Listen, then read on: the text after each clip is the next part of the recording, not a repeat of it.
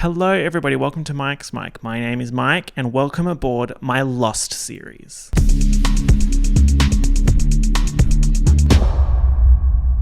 When I started doing these deep dives, I always wanted to do Lost, but I didn't think I was ready to do it in a way that did the show justice.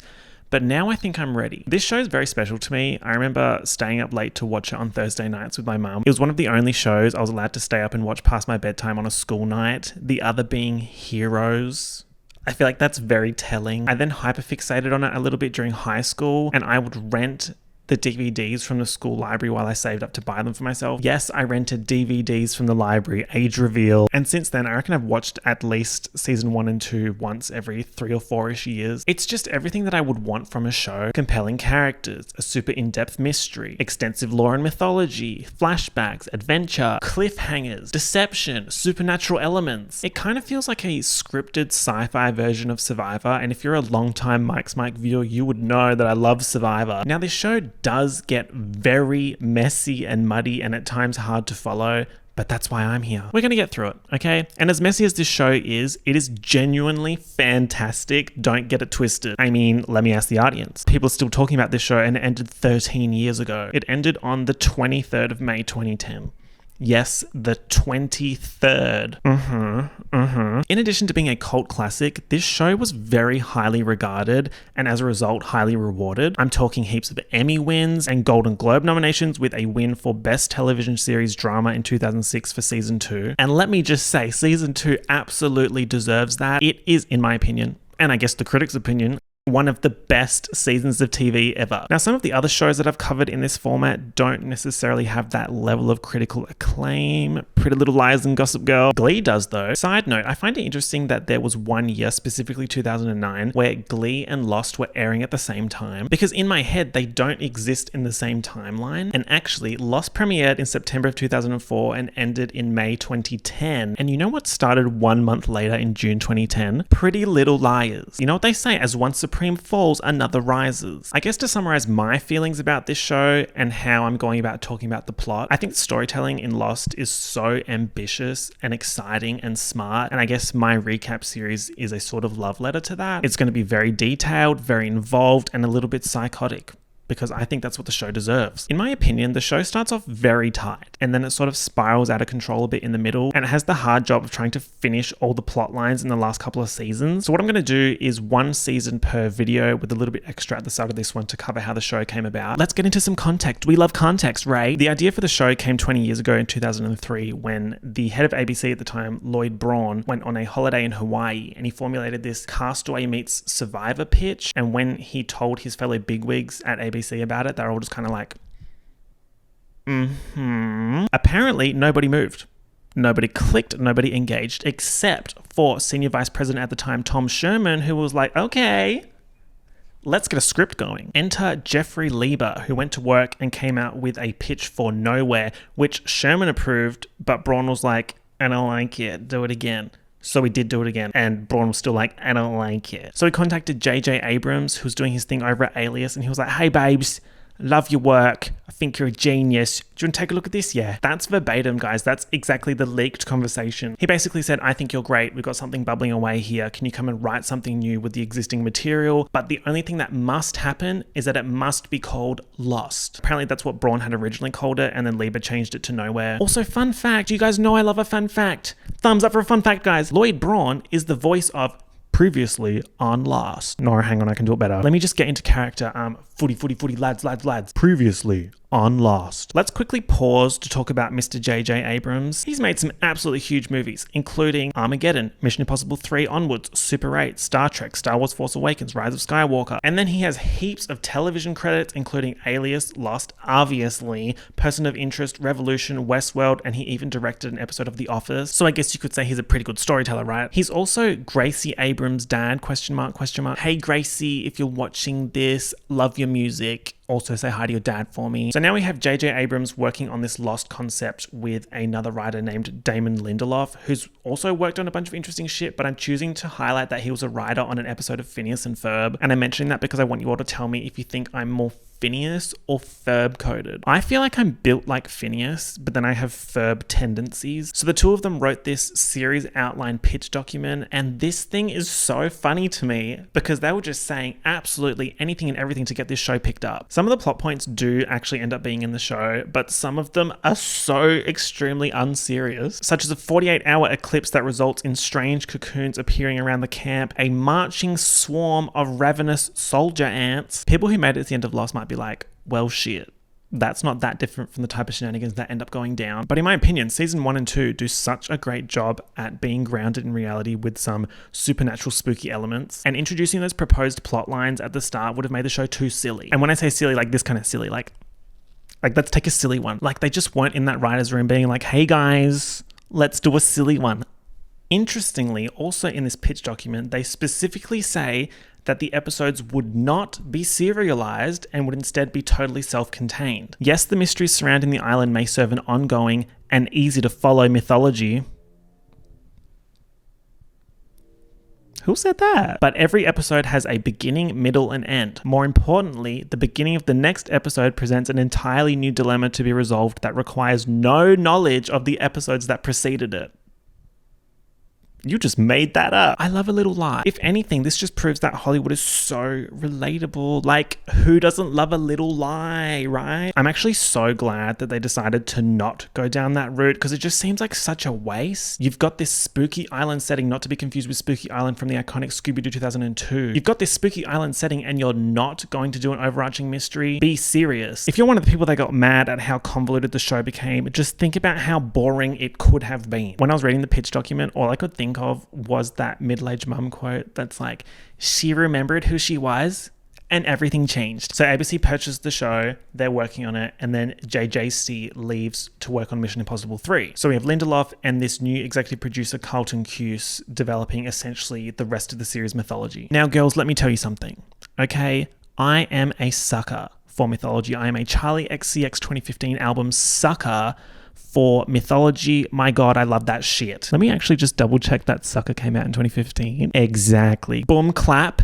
Any Boom Clap fans out there? I thought this song was big in Mike's Mike Lost recap. Anyway, JJ does come back to do some work on the season 3 premiere, which I love, by the way. But yeah, from the middle of season 1-ish, he's not really that involved anymore. Now, an aspect which elevates Lost for me is the sheer scale of it. Not even just in terms of how the plot interlinks across timelines, but in terms of production. The enormous cast, the sets, on-location filming, the fact that the pilot alone cost $14 million, that's like half a Melbourne apartment.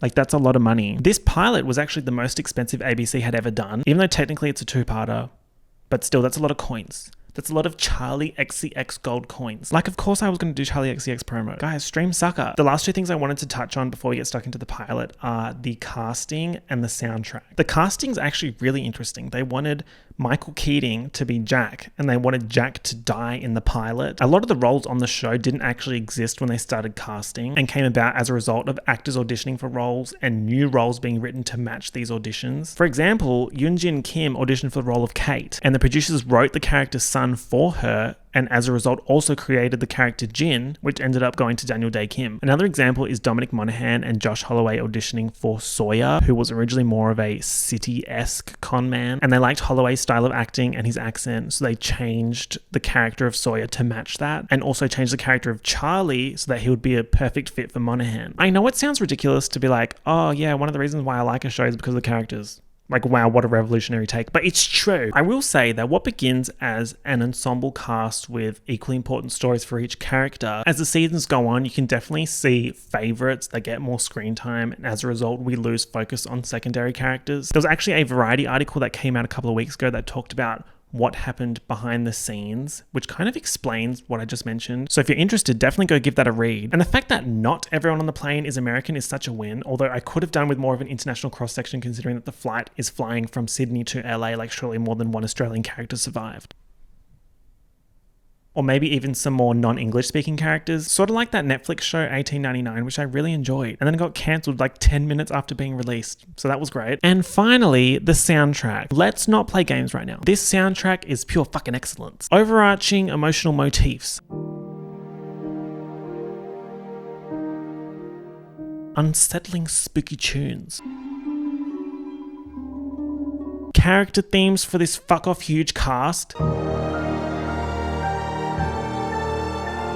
Using real plain fuselage pieces as instruments, and not to mention the iconic brass fall off. Michael Giacchino, you are a boss, babe. It's something about having the name Michael and being Italian.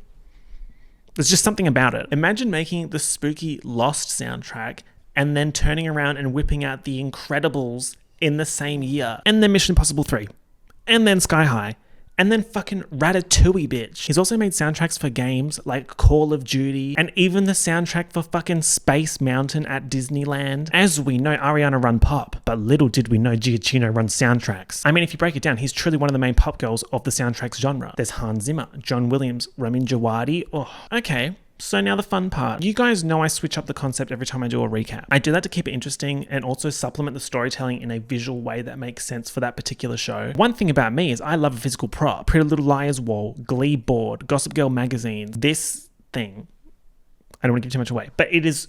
Yeah, I'm going to be honest with you, this one was hard. There are so many characters, so many mysteries, and as the show goes on, there's so many timelines. We've got flashbacks, flash forwards, and even flash sideways. So it was definitely tricky to plan to visualize all that. Now, I did land on a concept that I do in fact think is a little bit genius.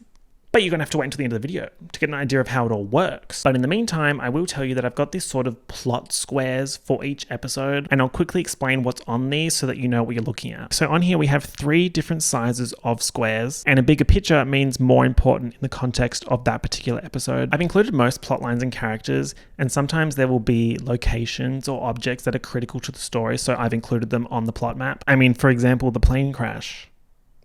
That seems pretty important. These white lines mean present plot, happening in real time in that episode. And present is denoted by the timeline at the bottom left of the square. In this case, PC1 means post-crash 1, or day 1 post-crash. It's not that relevant in season 1, but as the show goes on and it gets more complicated and we start jumping around everywhere and every when, we will need to keep track of that. Top left is the episode number. These red lines are flashback lines. I'll explain how the flashbacks work as we start going through the episode. And then we have orange lines, which is sort of like missions. For example, in episode 2, you'll see an orange outline around characters and objects related to trying to send out an SOS signal, which is a mission. There's definitely a set of characters that are frequently in said missions, and later on I refer to them as a kind of X-Men, mainly because I just like X-Men and I wanted to incorporate that somehow, but it does make sense. Also, I'm sure you'll get an idea of this once I start going through the episodes, particularly the last 5 episodes of season 1, but I can't even tell you the amount of work that I put into this. So I'm going to ask if you could please turn that ad blocker off and reload the page, babes. Thank you. And of course, feel free to like the video, leave me a comment, subscribe, and share it around. Like, we're trying to get to that 1 million subscribers. The very first scene of Lost is Jack Shepherd opening his eyes and his pupils are dilating and he's laying in a bamboo grove of sorts. He's wearing a suit and he's all cut up and he's very clearly in shock. An outrageously cute Labrador appears out of nowhere and runs past him. He gets up and starts stumbling around and then runs out of the bamboo grove past a white tennis shoe hanging on a tree. He stumbles onto the beach where he finds the wreckage of Oceanic Flight 815. And it's like wreckage on the beach, specifically the midsection of Oceanic Flight 815 that will become important later. There's all these people running around and screaming. There's a spinning turbine. There's fires all over the place. There's people stuck under pieces of wreckage. It's all happening. Jack is obviously and understandably overwhelmed, but he locks onto a man whose leg is trapped under a piece of plane, and he pulls him out with the assistance of this guy. As soon as he pulls that guy out, he hears screaming and looks up and sees this pregnant woman crying for help. He runs over to her. She says that she's 8 months pregnant, having PCCs, post-crash contractions, and then someone walks in front of a turbine, gets sucked in, and it fucking blows up. Bruh. Now, why is sister flying at 8 months pregnant? Mariah Carey 2018, that's a no-no. I wonder what her story is. I hope we find out. We will. Jack sees this guy giving this lady CPR and he has to go help. So he tells this random guy to bring pregnant lady away from the crash site. What's your name? Jack. Yeah, that's history. So Jack runs over to assist the CPRification of this lady. This guy doesn't know shit, but at least he's trying to help. That's Damon Salvatore. Jack saves her and then sees the fucking plane wing about to fall on pregnant lady and random guy, so he runs over and saves them. And then he's in the tree line, taking his shirt off. Ooh la la. He's a doctor, babes. He's trying to stitch up a laceration in his back, but he can't reach it. This lady pops up and he's like, hey babe, you ever used a needle? I'm gonna need you to do some stitching for me. And he uses one of the plain vodka bottles to pour over the wound. Guys, this shit's heavy metal. This guy is smoking. He's also smoking a cigarette. No joke, this is how I dress these days. This guy's sorting plain meals, this guy is sitting, this guy's trying to call for help. Now, I've deliberately not said anyone's names. This is because they haven't come up yet. They don't know each other's names, nor should they. They were only supposed to be on the same flight for 18 hours or whatever, and then never see each other again. I also wanted to preserve that post-crash chaos so you really feel it. But after the beach scene, they start talking to each other and gradually introduce themselves, so I'll introduce them organically as they come up. This guy's Charlie. He's got tape on his fingers where he's written F-A-T-E, fate. He meets this guy who's making a fire on the beach. His name is Saeed. CPR-ified lady is kissing a ring. My precious. Her name is Rose. Pregnant lady's name is Claire. She's our resident Australian. Screaming lady's painting her toes, and CPR attemptee gives her a chocolate bar. Her name is Shannon, and she's like, I'll eat on the rescue boat. Delusion. She's got PCD, not Pussycat Doll post-crash delusion. Damon Salvatore's name is Boone. This guy and his kid are there. This Korean couple's there. He's telling her, you must not leave my sight and you must follow me everywhere. This character...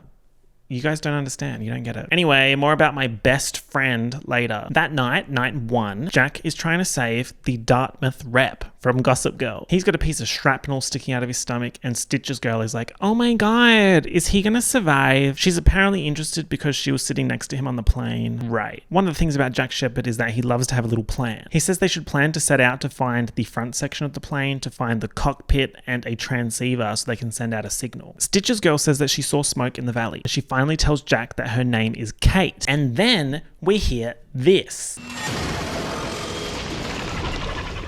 What in the... Yo. It's giving Mechanical Slice. Transformer ASMR, if you will. It's crunchy. Paired with the noise is this visual of palm trees being knocked down as if by some monster. It's also got this interesting noise, almost like a warning.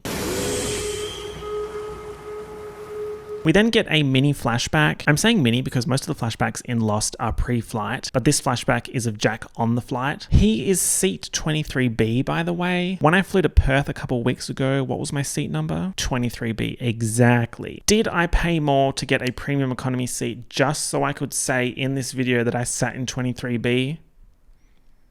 Maybe. So in this first flashback, Jack is looking out the window of the plane. The flight attendant walks past and says, how's the drink? In an Australian accent. Okay, representation. And he's like, it's not very strong. So she gives him 2 more of those little plain vodka bottles, one of which we already know he's going to use to stitch up his wound post-crash. We love continuity. He chugs the other back with a suspicious quickness. And then he stands up in the aisle when Ratty Charlie runs past being chased by 2 flight attendants, one of which is the woman who gave Jack the vodka bottles. Jack's seat neighbor across the aisle is cracking jokes about it. And we can see that she's the CPR-ified woman post-crash, Miss Rose. I'm greeted not by Miss Rose at the door, but by our friend Johnny Five-O. Yes, honey, the NYPD shut down the party. There's a bit of turbo, which is what I call turbulence. And Jack tells Rose, oh, it's going to be fine, don't worry. And she's like, oh, I know. My husband would have said the same thing. He's in the bathroom right now. He's blowing that shit up. And then the plane fucking starts to go down. Italy trip 2015 food poisoning Rome to Shibboleth core MMCU law no time to explain. The oxygen masks come out, Jack puts his on and passes out. It's now day 2.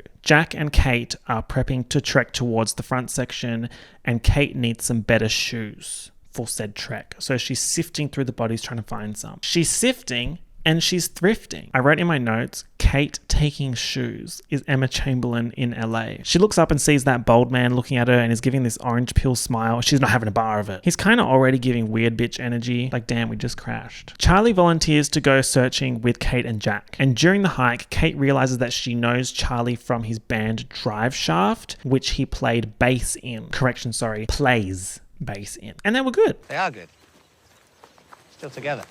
And then it starts fucking pissing down out of nowhere. Such strange island behavior. Kate, Jack, and Charlie find the front section of the plane and it's sort of positioned like this. So they're gonna have to climb up to get to the cockpit. They get in there and find the pilot, who is, wait for it, still alive. Jack tells the pilot that it's been roughly 16 hours since they crashed. Yes, 16 hours. The pilot tells Jack and Kate that about 6 hours into the flight, the radio went out and no one could see them, so they turned around to do an emergency landing in Fiji. So by the time they hit turbulence, they were about 1,000 miles off course. Bruh. Imagine crashing, surviving the crash, finding the cockpit, finding the pilot alive, and he says that shit.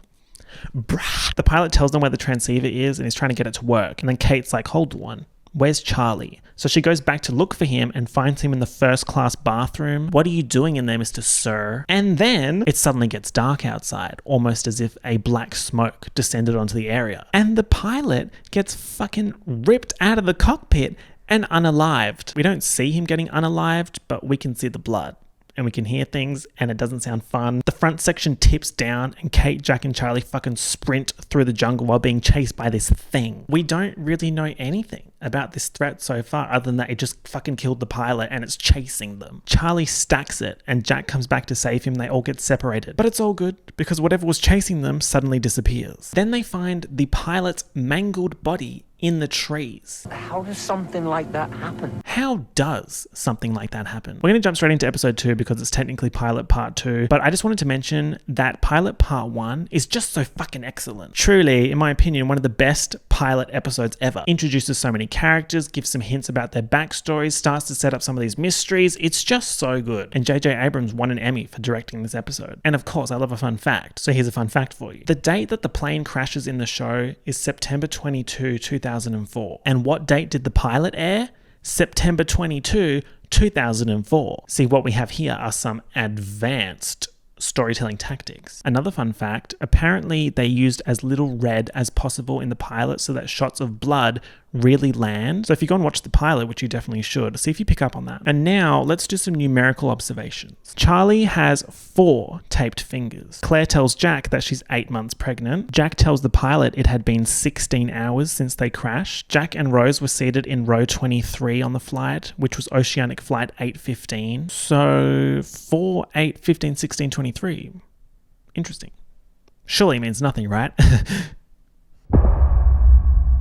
This is so excellent. It's just yummy. I want to bite it. Pilot part 2 has our trio walking through the forest post-pilot in the treetop. And Kate's like, Charlie, bro, what the fuck were you doing in the front section bathroom? And he's like, oh, I was puking. Shoom. Flashback. In this flashback, Charlie's on the plane and he's very clearly going through withdrawal symptoms. The flight attendant's like, what's going on, sir? And he's like, nothing. But she goes to get backup. So Charlie gets up to run to the toilet and he runs past Jack, which we saw in the previous episode. And this is actually something that I'm incorporating into one of my movie scripts. Yes, that's right. I'm writing movie scripts now. And one of my favorite things to watch is multiple perspectives of the same event, and Lost does it so well. Charlie can't get into the bathrooms at the front section of economy because they're in use. So he goes to use the ones at the front of the plane, changing aisles and walking past Shannon and Boone, who are sitting in business class. We actually find out later that Shannon and Boone were supposed to be sitting in first class, but there was some drama with their seats, so they ended up sitting in business class, which actually saved their lives. Now in the first class bathroom, Charlie is trying to, consume some goods that he hid in his shoe.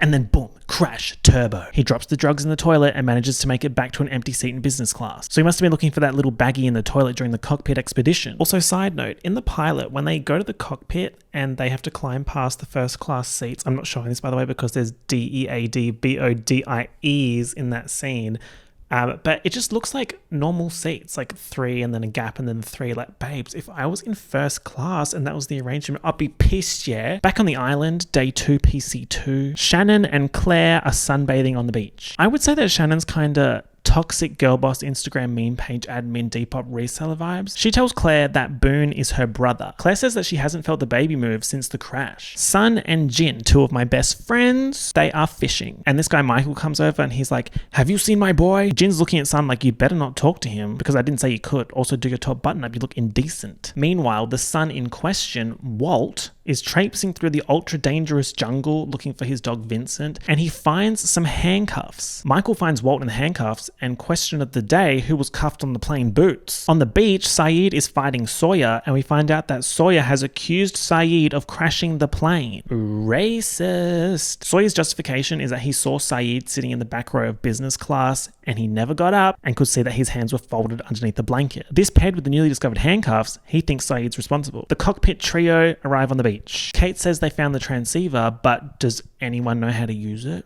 Yeah. Saeed does. Meanwhile, Sawyer's just ripping into anyone and everyone. He calls Hurley Lardo and gives Jack sass for being the hero. Be for real. Count your lucky stars that you crashed with the doctor. Don't piss me off. Boone asks if there are any survivors at the cockpit and Jack says no. The trio has decided to not tell anyone about the monster situation. Hurley introduces himself to Saeed and asks how Saeed knows so much about transceivers. And Saeed says that he was a military communications officer in the Republican Guard. Okay, context clue. Kate's cleaning up in the ocean and then Sun pops up and tells her in Korean to come back to camp. What's going on? Well, Saeed has semi-fixed the transceiver, but it doesn't have any reception. So instead of broadcasting blind and wasting the battery, they're going to trek inland to higher ground to get reception to broadcast a distress signal. Meanwhile, Jack is trying to save skewered Gossip Girl guy, but it's not looking good. So he's going to have to stay on the beach while Kate goes on the hike. Jin's going around offering sea urchin to everyone on the beach. He gives some to Claire, and after she eats it, she feels the baby kicking again. Walt's reading a Spanish comic that he found in someone's suitcase, and it has a giant polar bear in it. I bet that small detail is so inconsequential it doesn't mean anything. Shannon's looking at the dead bodies and crying, and Boone's like, stop being useless flop. So Shannon gets mad and says that she's going on the hike. MLM boss babe hike mode activated. So we have Kate, Saeed, Charlie, Shannon, and Boone in the hike squad. Scary smoking man Sawyer, who is reading a letter and looking distraught, he sees the hiking squad leave and decides to join them. So here we have one of those orange outlines denoting a mission, and I guess these are our key members, our X-Men. The hike squad is bickering in the jungle. Remember, we just had Saeed versus Sawyer on the beach. And then, something starts chasing them. It must be the monster. So they start sprinting away. Sawyer whips out a gun out of nowhere, mind you, shoots the thing dead. Turns out it's a fucking polar bear on a tropical island. Hike squad's all just kind of like, oh, okay, yeah, polar bear, oh, okay, yeah. Hold on.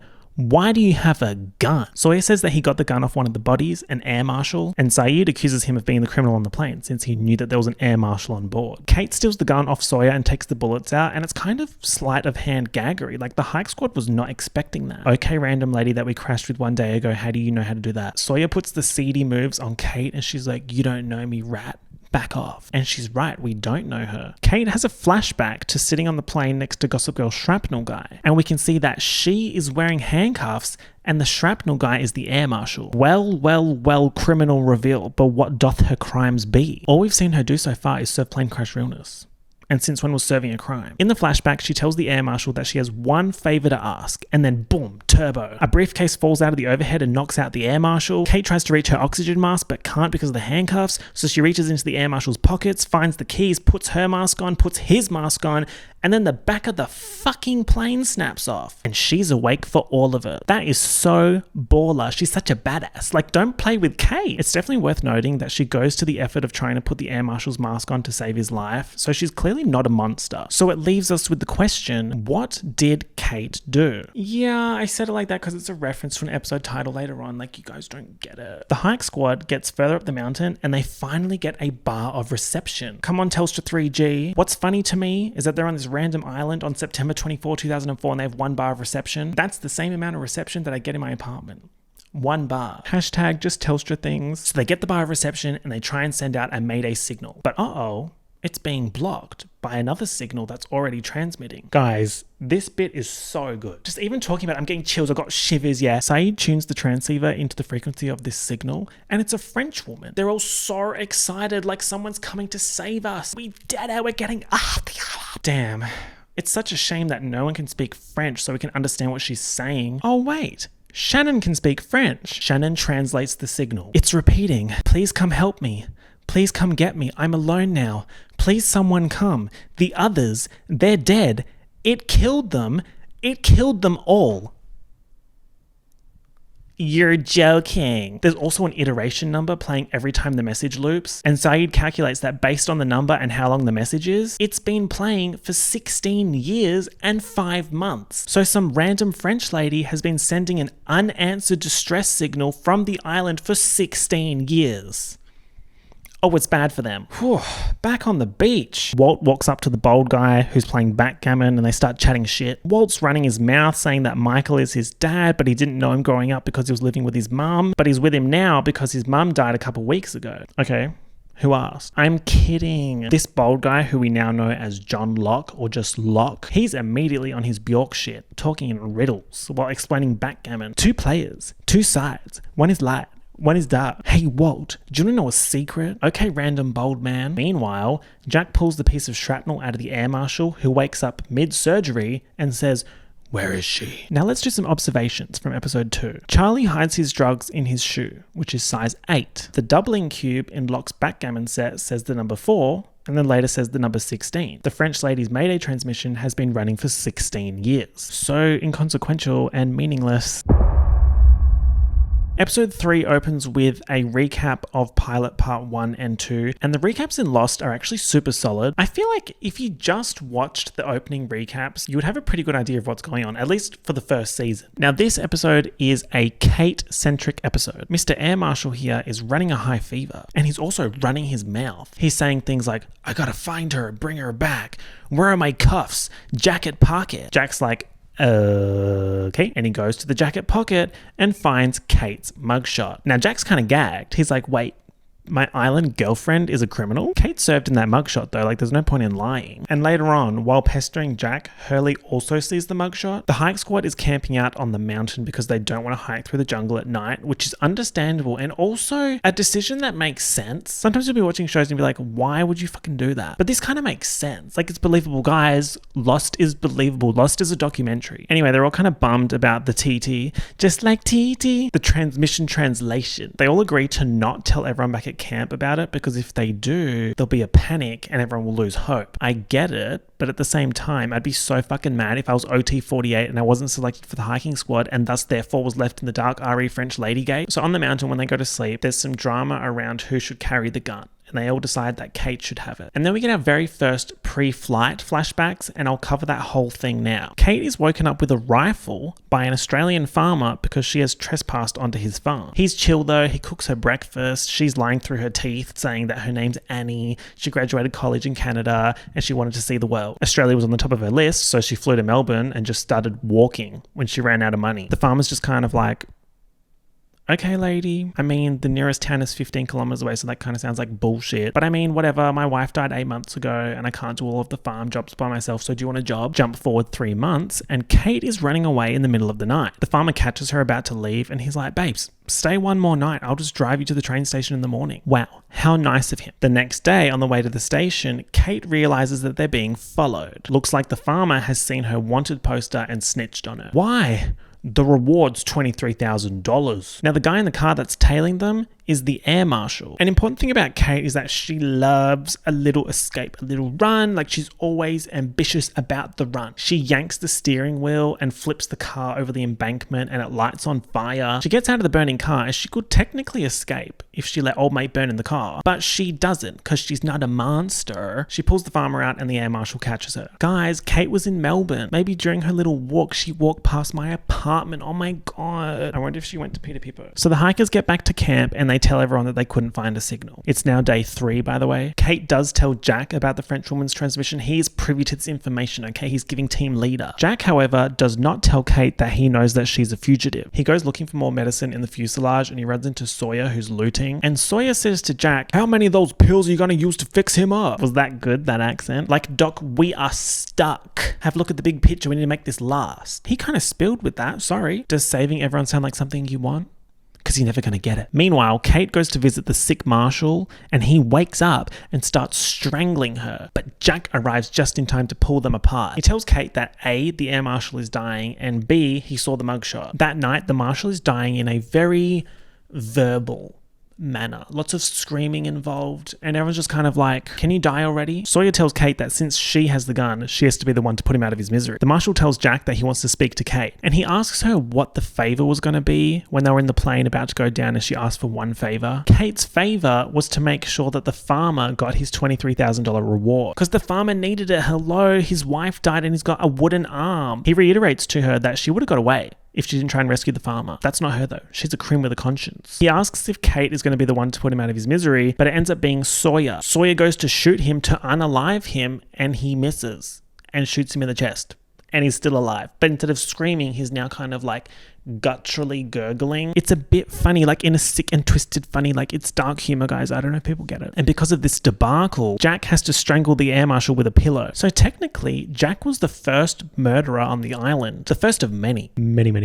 He's a doctor, but he's a murderer. Jack giveth and Jack taketh away. Michael asks Walt about the bold guy he's been talking to and says to stop talking to him. Oh, Mr. Locke? That's my friend. And he said that a miracle happened to him. So Michael's like, I'm your friend too. And Walt's like, prove it, find my dog. So Michael goes looking for Vincent, starts being chased by something, runs off, and runs into Sun washing herself. My best friend's son is like, ooh, eyes off the merchandise. Ooh, I think I would do so well in a plane crash. Apart from the privacy thing, like that's annoying. Babes, I'm having flashbacks to shitting in a hole at school camp. Now on day 4, Locke finishes making a dog whistle and he actually finds Vincent. He tells Michael so that Michael can be the one to bring Vincent to Walt so they can bond, which is nice. Michael and Walt have a very fractured relationship and it's very clear that Michael doesn't know how to get through to Walt. Now Kate wants to tell Jack what she did and why the air marshal was after her, and Jack says he doesn't want to know because it doesn't matter anymore. He's kind of winning the I don't give a fuck war. 3 days ago, we all died. We should all be able to start over. Interesting phrasing. The end of the episode is Hurley listening to music on a Walkman and he's watching people on the beach doing shit, such as Saeed throwing Sawyer an apple, and Charlie changing the fate on his bandages to late. This was actually the lowest rated episode of season 1 with 16.6 million viewers. Only 16 million viewers? Flop. Some little observations. The farmer's wife died 8 months ago. The nearest town was 15 kilometers away, and the reward for turning in Kate was $23,000. Episode 4 is a Locke-centric episode. He's such a weird little man. And that's not an opinion, that's just fact. The episode starts with Locke opening his eyes post-crash and everyone around him is screaming, but he's not. He's just kind of like, hold on, why can't I feel my toes right now? Back in real time, PC4 Night 4, Vincent is barking his box off and everyone can hear this roaring and this ruckus coming from the fuselage. It's a bunch of boars. What are the boars doing in the fuselage? Oh. So now they're going to have to dispose of the bodies in the fuselage and Jack's just like, okay, let's just light them on fire. Pregnant lady Claire's like, that's kind of mean and nasty. Like these people need a proper send-off. Let's give them a funeral. I'll go through all the luggage to find personal items to get names, etc. She finds a letter with Saeed's name on it and gives it to him and it's got this picture of a lady in it. Now she really slayed in this pic. She knew that it was going to get seasons and seasons of airtime. So she really went for it pose-wise. On day 5, Saeed is making some antennas to pick up the location of the French lady's transmission power source. Like, babes, we could do with the battery too. The survivors have run out of food. So Locke finds his hunting knives that he checked as luggage and he's like, cool, let's go boar hunting. And everyone's just kind of standing there like, who the hell is this guy? He has a checked briefcase of knives. Locke flashback time. Locke works a crusty desk job with an evil bully boss named Randy. And we can see that Locke is a little bit of a aforementioned weird bitch playing board games during his lunch break. Bully boss finds a pamphlet on John's desk and it's for an Australian outback walkabout. And he's like, how are you going to do that? And John's like, don't tell me what I can't do. Now, why would that be something he can't do? He's got this girlfriend, Helen, and he's on the phone to her talking about the walkabout, but it turns out she's not his girlfriend, and he's been paying her to talk to him for 8 months. Now, in Australia, the walkabout tour guide isn't letting John on the bus because he lied about his condition. And then we see that Locke was in a wheelchair. Locke is mega pissed, saying, you don't know who you're talking to. I've lived with this for 4 years. Don't tell me what I can't do. So it looks like pre-crash Locke couldn't walk and post-crash Locke miraculously can. Miraculous Ladybug, more like miraculous John Locke. So now we've got a hunting squad stepping out into the jungle to hunt some boar for the camp. We've got Locke, Kate and Michael. They get rushed by a boar and Michael gets injured. So Kate's going to take him back to camp, but Locke's going to keep hunting. While heading back to camp, Kate stops to climb a tree to set up one of the antennas that Saeed made, and then, the mechanical monster noise starts up. Kate drops the antenna, it breaks.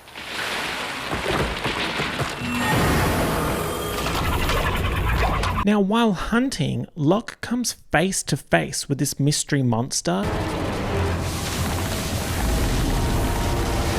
And Kate and Michael think he died. Like, they saw where he was and the monster went right to where he was. So he had to have died, right? He was literally in front of it. Now, back at camp, Jack talks to Rose, his aisle neighbor. Remember, row 23, guys. She's been isolating herself from everyone else while also running her mouth saying that she doesn't believe her husband is dead, even though he was in the bathroom in the tail section that literally snapped off in midair. Jack tells her that everyone in the tail section is gone, and she says, they're probably thinking the same thing about us. She kind of collected him then and there. And then Jack looks up and for a couple of seconds can see a man in a suit standing on the beach. Say what? He sees the same man again later and follows him into the jungle. It's worth noting that this mystery man is wearing white tennis shoes. So Jack's run off into the jungle to chase this mystery man, doesn't find him, but finds John Locke with a dead boar. How are you alive, sir? You just were face to face with the monster. Something fishy's going on, I tell ya. Whew. Meanwhile, Boone is roasting Shannon, saying that she's lazy. And he's like, at least you don't have to worry about starving because I'm taking care of you. And Shannon's like, you don't think I can catch a fish?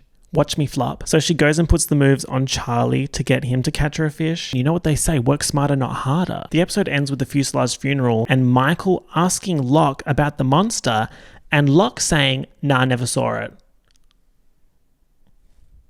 Lie.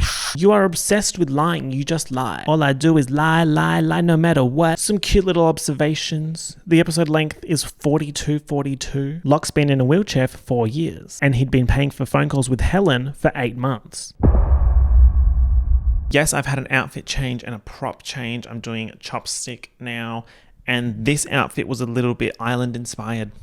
Yeah, it's a little bit flora and fauna. Following on from seeing visions of the old man in episode 4, episode 5 is a Jack-centric episode called White Rabbit. Come on, Madison Beer, follow the White Rabbit. It's now day 6, PC 6, guys, keep up. The episode starts with someone drowning and Jack swimming out to save them. The person drowning is Boone, who'd actually swum out to save someone else, but Jack can't save them both, so he saves Boone and the woman dies. Hey guys, I am genuinely terrified of the ocean. I would say that my personality type is ocean avoidant. It's just too big and it's too deep and it's so wet. Now there were 48 survivors, OT 48, and then we had the air marshal dying and now this woman drowned, so there's 46 left. They've been voted off the island and unfortunately they didn't make it to the jury. Now the lady that died was Joanna. I would say she's kind of irrelevant C-grade island celebrity, like made no impact. Like I didn't even have a picture of her. But Jack is super cut up about not being able to save her, and he's starting to have more and more visions of the man in the suit, and this is coinciding with him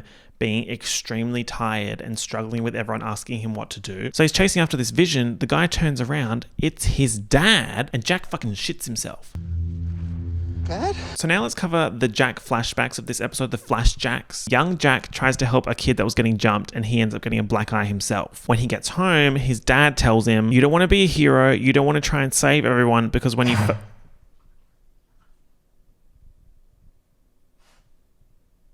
Okay, you don't want to be a hero, you don't want to try and save everyone because when you fail, you just don't have what it takes. Asshole alert. Now this is obviously topical on the island, re Joanna. In another flashback, Jack is older and his mother is telling him that his father has run off to Australia and Jack needs to go to Australia and bring him back. In Australia, Jack can't find his dad in his hotel room, but there's drugs and alcohol everywhere. Now in the next flashback, Jack is in a morgue in Australia identifying his father who had died from a heart attack caused by insanely high blood alcohol content. And in the final flashback, Jack is in the airport trying to finalize getting his dad's coffin onto the plane. Jack's very clearly desperate, and it's because he just wants to bury him in LA and be done. Now on the island, things are starting to get dicey because the survivors have run out of water and there's only a few bottles left. Claire collapses from dehydration. Everyone's like, oh my God, we need Jack. But alas, Jack is chasing Ghost Daddy through the jungle. And to make things worse, someone has snatched the remaining water. Kate and Saeed think that Sawyer stole it, so they ambush him at his stash, but he didn't. So then we have Locke going into the jungle in search of fresh water. Jack, meanwhile, is ghost hunting and falls down a cliff and almost falls into a ravine, but Locke appears just in time to save him. When we have Locke and Jack interactions, they're always interesting, because Jack's this kind of man of science, and Locke is this kind of man of faith. Locke asks Jack why he's in the jungle, and Jack says, oh, I'm chasing something. Locke tells him to follow his white rabbit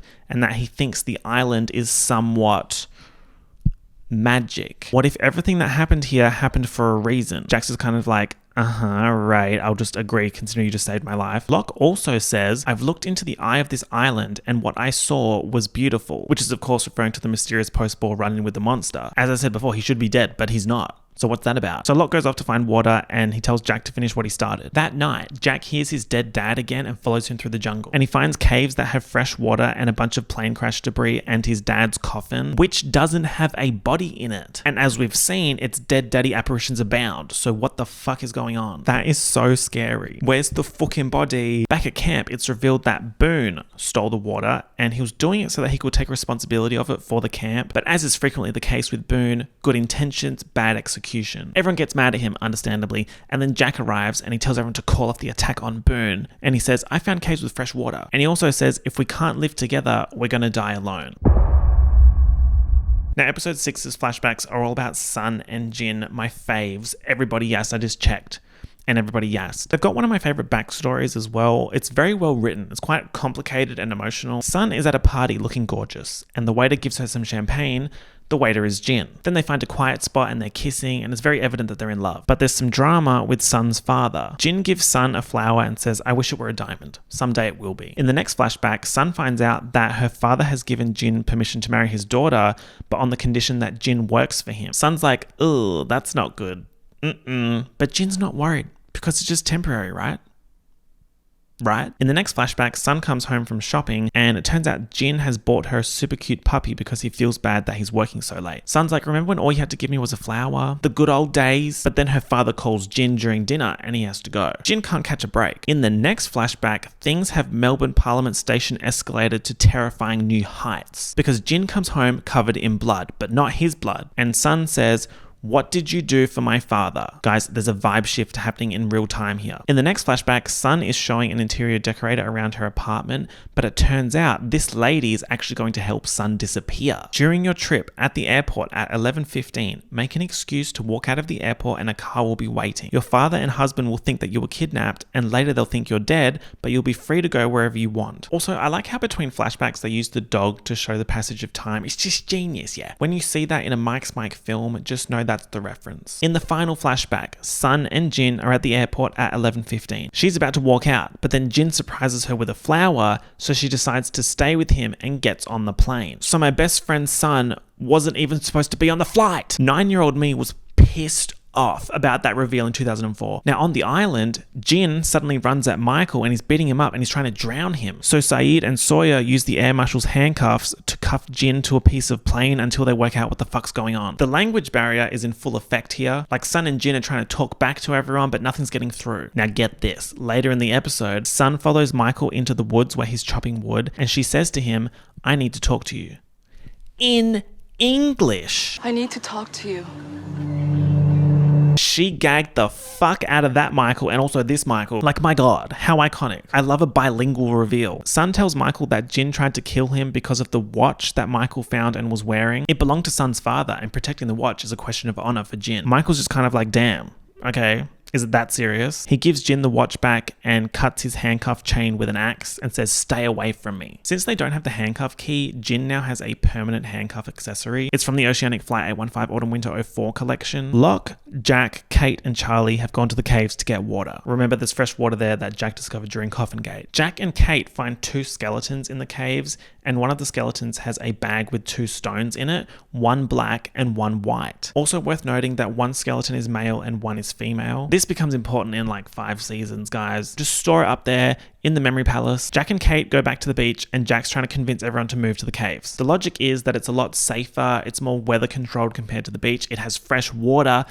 but it would kind of mean giving up on being rescued. I've thought about this for a while and I'm not actually sure if I would be team beach or team caves at this point. I think I'd probably still be thinking that rescue was coming. Locke discovers that Charlie is a heroin addict and he's going to try and help Charlie wean himself off it. And he's using Charlie's love for his guitar to convince him. He's basically saying, if you get clean, maybe the island will give you your guitar. So Charlie gives him the drugs and Locke shows him the guitar. There's definitely something supernatural going on here, both in terms of the island and Locke. The end of the episode shows half the survivors now living at the caves and the other half at the beach. And notably, while Jack is at the caves, Kate is at the beach.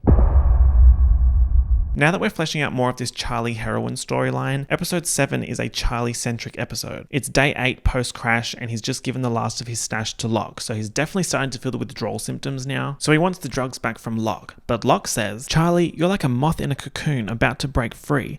You can do it." In flashbacks, we can see that Charlie's band Drive Shaft is starting to get really popular. They're getting a record deal and everything, so as a result, he's getting up to all kinds of mischief and debauchery. Charlie's brother Liam is also in the band, and when Charlie's like, "Ooh, this is getting a little bit too much," Liam says, "I'll look out for you, and when you say we're done, we're done." In the next flashback, they're at a sold-out show and Liam has turned off Charlie's mic, and then backstage post-show, Charlie sees Liam with a bag of heroin. In the next flashback, Charlie finds Liam in a bit of a state. "The state of you." Charlie says, "That's it, let's call it." Then they get into a massive argument. Liam calls Charlie useless and says he's nothing without the band, and an upset Charlie tries heroin for the first time. Charlie's last flashback is years later, and he's visiting Liam, who has settled down with the wife and kids in Sydney. And he's trying to convince Liam to come back to Drive Shaft for a tour. Charlie is now a junkie, and he says, "You did this to me." Liam doesn't want to rejoin the band, so Charlie leaves. He's got a plane to catch. Back on the island, PC-8, Jack gets buried in a cave collapse. Meanwhile, Saeed has finished rebuilding the 3 triangulation antennas, and he enlists the help of Kate and Boone to set them up. The antennas have very limited batteries, so once they get to their positions, they're going to use these smuggled fireworks to tell each other when to switch their antennas on. Saeed and Kate head off into the jungle. Charlie runs to the beach to get help for Jack and to find Kate, but she's off in the jungle. So Sawyer says that he'll go find Kate. Boone goes to help Jack, so Shannon is now in charge of the beach antenna. Sawyer finds Kate and is about to tell her about Jack, but then she catches an attitude and she's like, "What makes you think I'm interested in anything you have to say?" And Sawyer's like, "Whoa.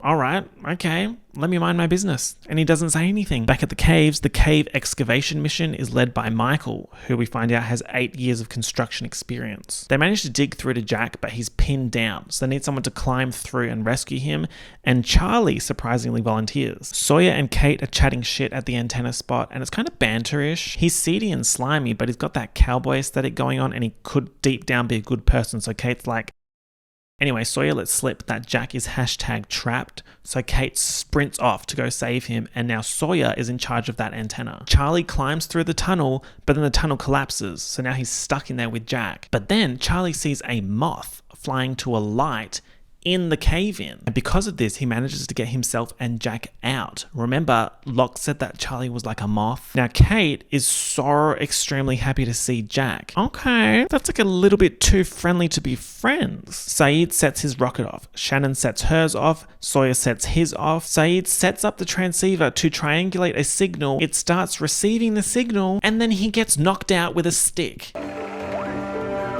are you? Where are you? This obviously raises the question, who doth be swinging the stick around? The episode ends with Charlie asking Locke for his drugs back for the 3rd and final time, so Locke gives them to him, but then Charlie chucks them in the fire, and then he sees the moth again.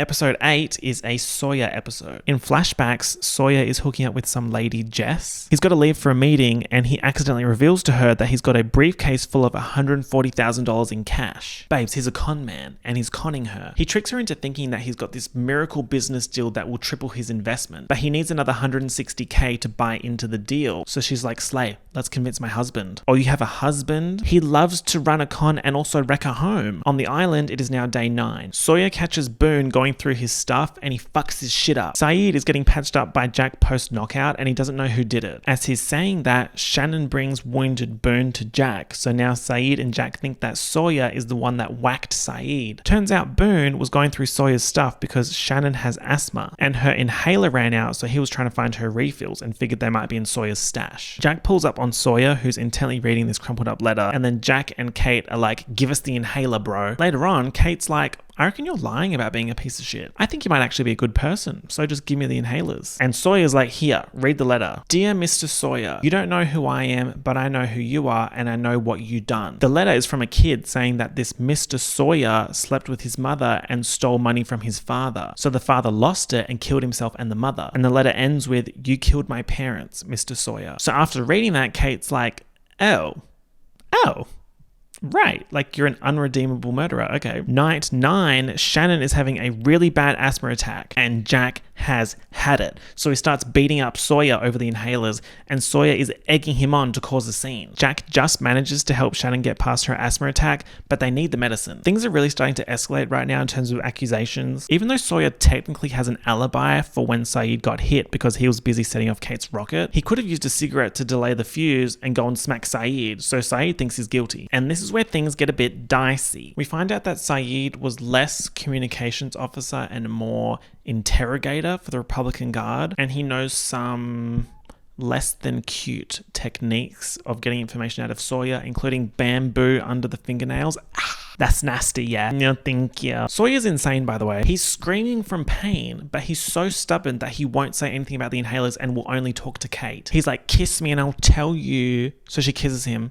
And he's like, lol, never had them. Why, you little... Saeed loses control a little bit and he's like, and he tussles with Sawyer and stabs him in the arm. In flashbacks, we see that Sawyer is about to finalize the con with that lady and her husband, but then he calls it off when he sees that they have a kid. Also, when he bails, he leaves the briefcase with the cash in it, which he borrowed from a scary guy for the con, which might become important later. Day 10, Sawyer wakes up after Jack has fixed his arm, and Kate works out that Sawyer's actually the one that wrote the letter. Sawyer isn't actually his name. It's the name of the confidence man that ruined his life, and then he actually ended up becoming a con man and took the name Sawyer. Sun comes up with a natural remedy to fix Shannon's asthma. You wish you had that range. There's also a storyline in this episode of Charlie being really nice to Claire. They're being cutesy, he's giving her imaginary peanut butter, and yeah, it's great. The episode ends with Saeed going rogue and running off because he lost control and nearly killed Sawyer. So he's getting around a little bit of self-isolation, looks like. In his self-imposed timeout, he's going to walk along the beach and attempt to map the island. So it's perfect timing that episode 9 is a Saeed-centric episode. He's sitting on the beach looking at that picture of the woman and there's writing on the back of it and he's looking hella emotional. And then he sees a fucking cable coming out of the ocean and heading inland. He follows it, gets stuck in a trap, gets a stick in his leg and passes out from the pain. Back at camp, Jack and Sawyer are beefing, conversationally, not physically, and Kate is stressing that Saeed's been gone for 2 days, so I think that puts us at day 12 post-crash. Saeed wakes up, still suspended in the trap, but he's all groggy. He sees someone cut him down and then faints again. He wakes up again and there's a bright light above him and the voice of a woman saying, "Where is Alex?" in a bunch of different languages. He's like, I don't know what you're talking about. So she electrocutes him. Yes, that's right. I said bright light and electrocute on the island. In flashbacks, we see that Saeed is working as that communications officer. Basically, he's torturing people to get information out of them, and he's good at it. So he's being transferred to the intelligence division by his boss/friend Omar. Don't you reckon Omar kind of looks like Roger Federer? Saeed's next assignment is to torture a woman, but it turns out he knows her. Her name is Nadia, and they were childhood friends, and she's the woman in the picture. Now, Miss Nadia, she kind of won the I don't give a fuck war. She's just kind of like, okay, so torture me, I'm not telling you shit. In the next flashback, Saeed has snuck Nadia some food and he's trying to get her to talk. If she cooperates, he might be able to free her, but she's not saying shit. In the next flashback, he's been ordered to execute her, but instead he's set up an escape route and tells her to run away in the supply truck. Bestie/boss Omar sees this happening, so Saeed shoots him and then shoots himself so that Nadia can get away. It's just non-stop drama. At camp, Hurley's chilling and Locke comes up to him and says that he was hunting with this guy Ethan and they found a briefcase. Now, we've never seen this survivor Ethan before. The suitcase has golf clubs in it, so Hurley sets up this cute little golfing tournament for the survivors. Okay, let's get back to the real shit. Turns out the person who captured Saeed is the French woman from the transmission, and she's a little bit insane vibes. She hasn't spoken to anyone in 16 years, so it makes sense. Kinda me vibes during the 2021 lockdown, where I only saw like 3 people over the span of 6 months, and then I came out the other side with an appropriately unhinged recap of Pretty Little Liars. So Saeed has woken up in Danielle Rousseau's lair on day 13, and he mentions how he heard the distress signal, but he doesn't understand how she's been transmitting it from a couple of batteries in her lair for 16 years, and she says it's actually broadcast from somewhere else, but they control it now. Saeed's like, they? Who the fuck is they? And she's like, you and the others like you. The others. Others. Several, a question mark happening right now. Saeed says that he's from a plane crash, but Russo doesn't believe him. She's suddenly conversational and shows him this broken music box her partner Robert made for their anniversary, and it was such a comfort for her during her first few years here. That's right, ladies, years. Saeed says that he can fix the music box, but then she suddenly switches out of being conversational and sedates him with a rusty syringe. He wakes up from the sedative and she's moved him to a desk to fix the music box. While working on it, he sees some maps and documents that Russo had written. She tells him that her and her partner Robert were part of a research team that ran aground on the island after a storm. Saeed asks her about the distress signal, particularly the part where she says it killed them all, and she says that they were coming back from the Black Rock. It was them, they were the carriers, the others. She's never seen these others, but she hears them in the jungle whispering to her. Saeed doesn't believe her. He thinks that she's doing the screws loose challenge. So Saeed fixes the music box for Russo, but keeps the little screwdriver tool. He asks her to let him go, but she won't, because it's not safe. And then they hear a roar from the jungle, so she grabs one of the rifles from the lair and runs off. She says, if we're lucky, it's one of the bears, and Saeed says it could be the monster, and Danielle says there's no such thing as monsters. What the fuck's going on, you guys? Also, sorry that I'm saying almost every line of dialogue here, but it's because it's all important. Saeed uses the screwdriver to unlock his chains, steals all the maps and drawings. He takes one of the rifles and makes a run for it. He runs into Rousseau and there's a standoff and he tries to shoot her, but the rifle's missing the firing pin, so it doesn't work. Danielle says that Robert didn't notice either, the pin in the gun thing, and she killed him because he was sick. After it took him, it took her crew one after the other. She had no choice. They were already lost. Okay, Kelly Clarkson, already gone. She knows that Saeed isn't sick, but she doesn't want to let him go because she wants someone to talk to. Babes, it's been 16 years. She wants a little chit chat. They chat about losing people. He mentions Nadia, and Russo's like, all right, you're cool. You can go. He asks her if she wants to come with him, but she doesn't want to, and she says, watch your people closely. She also reveals that Alex was her child. If you do the family tree maths here, that would mean that Alex's full name is Alex Russo. You could fix every problem with the slightest of ease. It's all linked, guys. Like, Lost is from ABC, which is owned by Disney. Disney owns Disney Channel, which is where we had Wizards of Waverly Place. Now, on his way back to camp, Saeed hears the whispers that Russo mentioned, and he fucking bricks it. Great episode, huge episode. We got the big reveal that they're not alone on the island.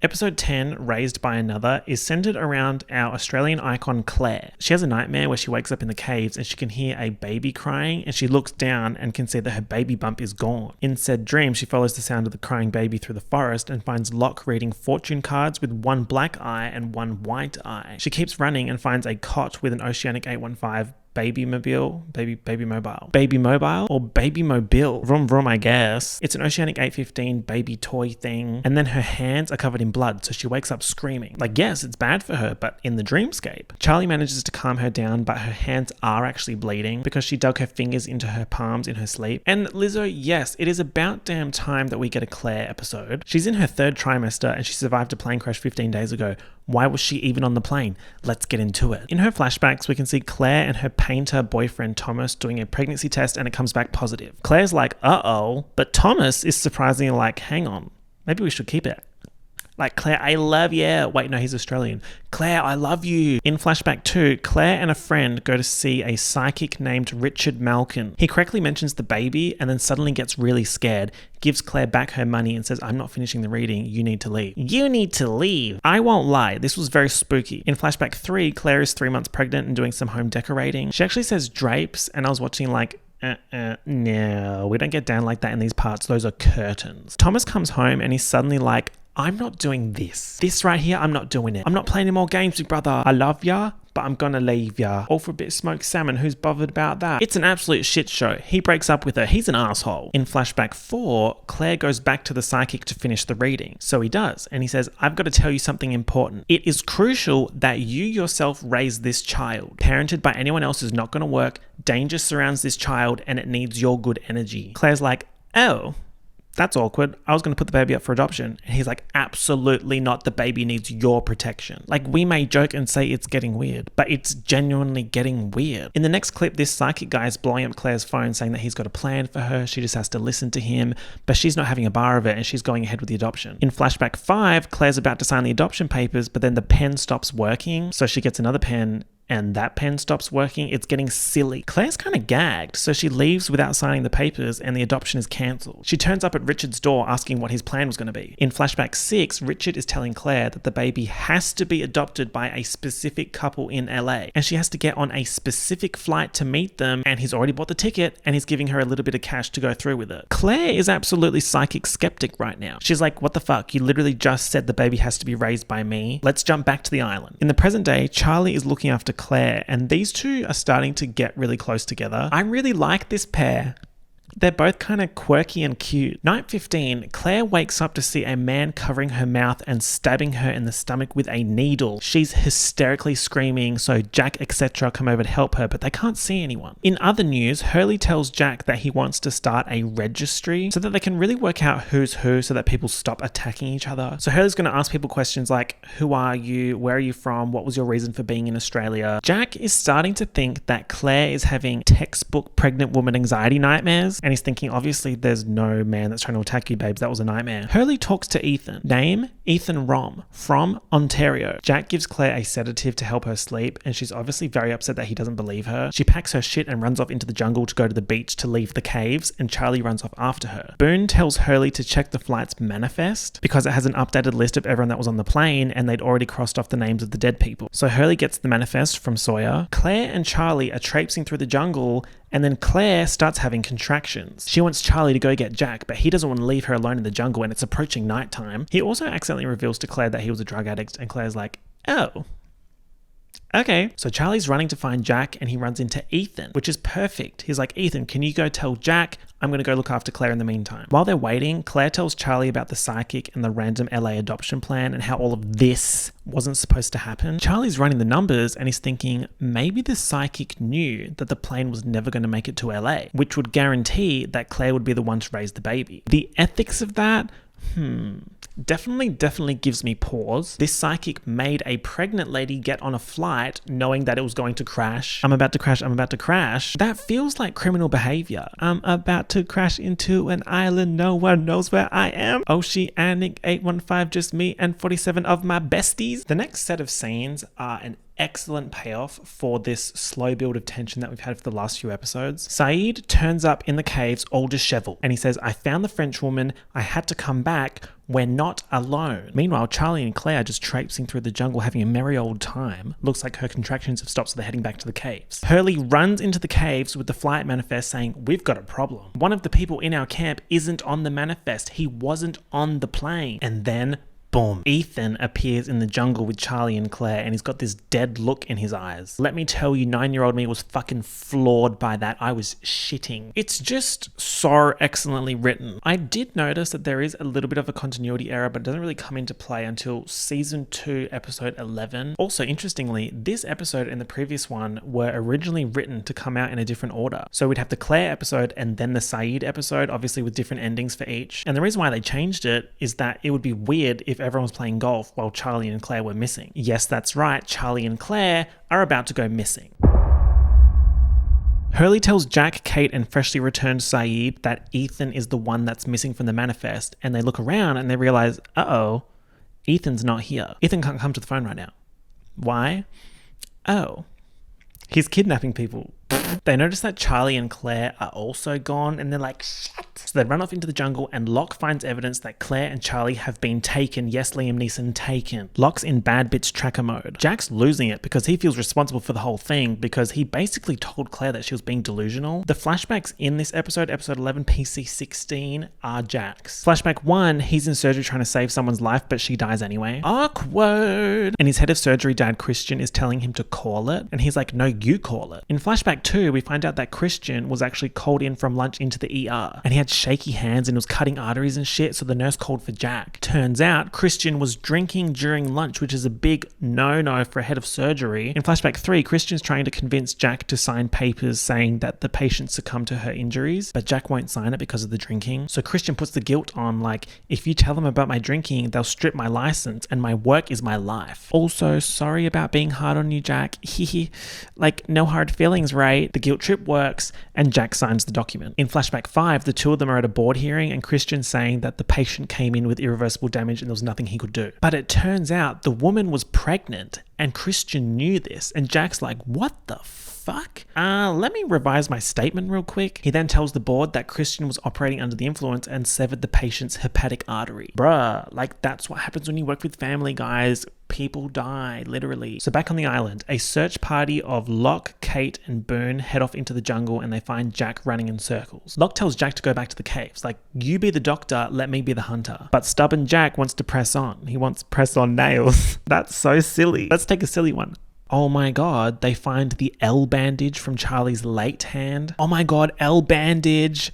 L bandage. Sorry, this is serious. It looks like Charlie is leaving them a trail, but Locke has found another trail of footprints going in a separate direction, so they've decided to split up. Locke and Boone are going to follow the footprints, Jack and Kate are going to follow the bandages. Kate also does a talent reveal that she knows how to track. Remember, no one knows anything about her past. They were all temporarily incapacitated by gaggery when she did that gun shit in like episode 2 with the polar bear. Locke and Boone are setting up line of sight markers by ripping up a red shirt. And Boone mentions the red shirts from Star Trek that always end up getting killed, important for later. He also asks Locke what he did in the real world and doesn't believe him when he says regional collections supervisor for a box company. While all this drama's going on, Saeed and Sawyer have a chat, and Sawyer threatens to beat Saeed up. Remember, they didn't leave on the best of terms. There's a little bit of like arm stabby action and some torture with some bamboo under some fingernails. Saeed tells Sawyer that he never intended to come back to camp, and he fills him in on the Russo situation and tells him about the whispers. Sawyer here says that he kept Saeed's signal fire burning. He's obsessed with having a redemption arc at the moment. Walt and Hurley play backgammon, and it's largely inconsequential, but I'm mentioning it because Walt keeps winning, and he's very, very lucky, like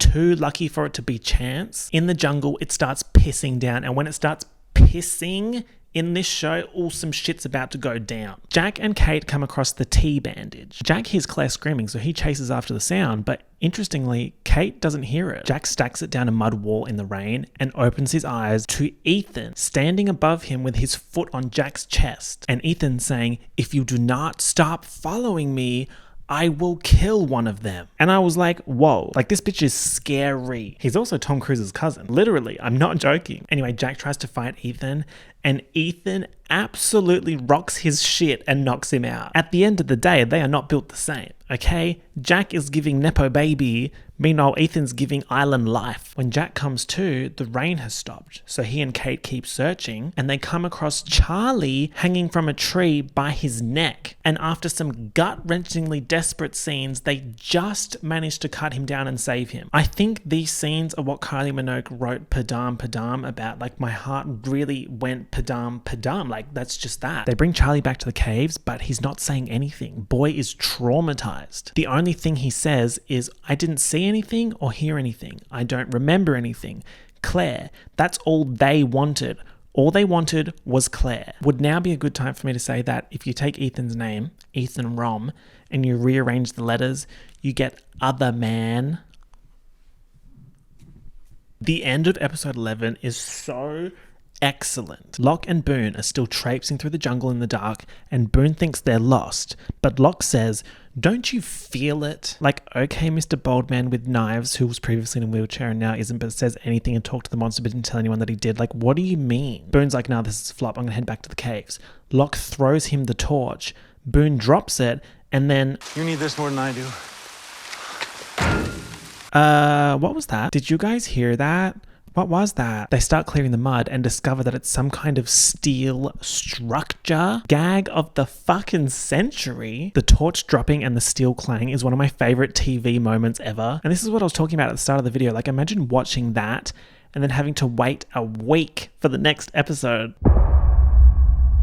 Episode 12 places us at day 21 post-crash. We know this because Shannon asks why Locke and Boone have been leaving before sunrise and coming back after dark for the last 4 days. This also means that Claire has been missing for like 5 days now. Kate's out picking fruit in the jungle and she hears a noise, and it's actually Sawyer who says that he's just looking out for her by following her. The two of them are bantering and they come across a waterfall, so they go for a swim. The scariest thing's not what they find in the waterfall, but the fact that Sawyer is swimming in jeans. In the water, they find 2 decomposing bodies attached to plane seats. Kate notices that under said plane seat is a Halliburton case, which she says is hers. Sawyer works out that the case isn't actually hers based on how she's looking at it and trying to open it, and she's like, I don't give a fuck. You can take it, I don't care. Now, this is actually Kate's episode for flashbacks, all centered around that briefcase. In flashback 1, she's opening a bank account at a bank in New Mexico under the name Miss Ryan. And then there's an armed robbery in said bank and she's taken hostage. In flashback 2, plot twist, we find out that she's actually on the heist team. Yes, criminal. There's just something about a heist, okay? I love a good heist. I personally have not done any heists, but I'm writing a heist at the moment and it's pretty good. In flashback 3, criminal partner guy slaps her to make the hostage situation believable, but he calls her Maggie, so it looks like she's just lying to everyone about everything. The bank manager gives the criminal partner guy the key to the vault. Now let's jump back to the island, PC21. Back at the beach camp, everyone is scrambling because the tide has suddenly shifted and all the luggage is getting washed out to sea. Saeed says this can't be normal, the tide's shifting so suddenly, rising in such a short time, and Jack says there's a lot not normal around here. And you would be right. Jack wants Saeed to take him to Russo so they can talk about the others, but Saeed's like, no, don't even think about it, girl. So Jack's like, okay, well, at least can we have a look at the maps and documents that you stole from her? Said maps and documents are in French. So on day 22, Saeed commissions Shannon to do some French decoding, and these two start spending a lot of time together. Sawyer and Kate keep stealing the case off each other and trying to open it. Sawyer's trying to pick the lock to get it open, and Michael tells him that you need to smash it to get it open because you can't pick the lock on a Halliburton. Now that is what I call successful product placement. Like, damn, I need to get me a Halliburton. Anyway, Sawyer tells Kate, I'll give you the case if you tell me what's in it. She doesn't. Instead, she goes to talk to Jack about it since he's the only one that knows anything about her past. Remember the mugshot drama? I mean, that's not entirely true because Hurley also saw the mugshot, but whatever. She tells Jack that the case is the air marshal's and has 4 9mm with a few boxes of ammo. She needs Jack to tell her where he buried the air marshal so that she can dig him up for the key, which is in the air marshal's wallet. Jack doesn't believe that she's just after the guns and that there must be other stuff in the case, and he's correct. More on that later. Charlie and Rose have a D&M about Claire, and Rose is kind of legendary. Like, she helps him work through his guilt of not dying while Claire is still missing. Jack and Kate dig up Mr. Air Marshal and he's giving rigor mortis. Kate grabs the wallet and says, oh, there's no key in it.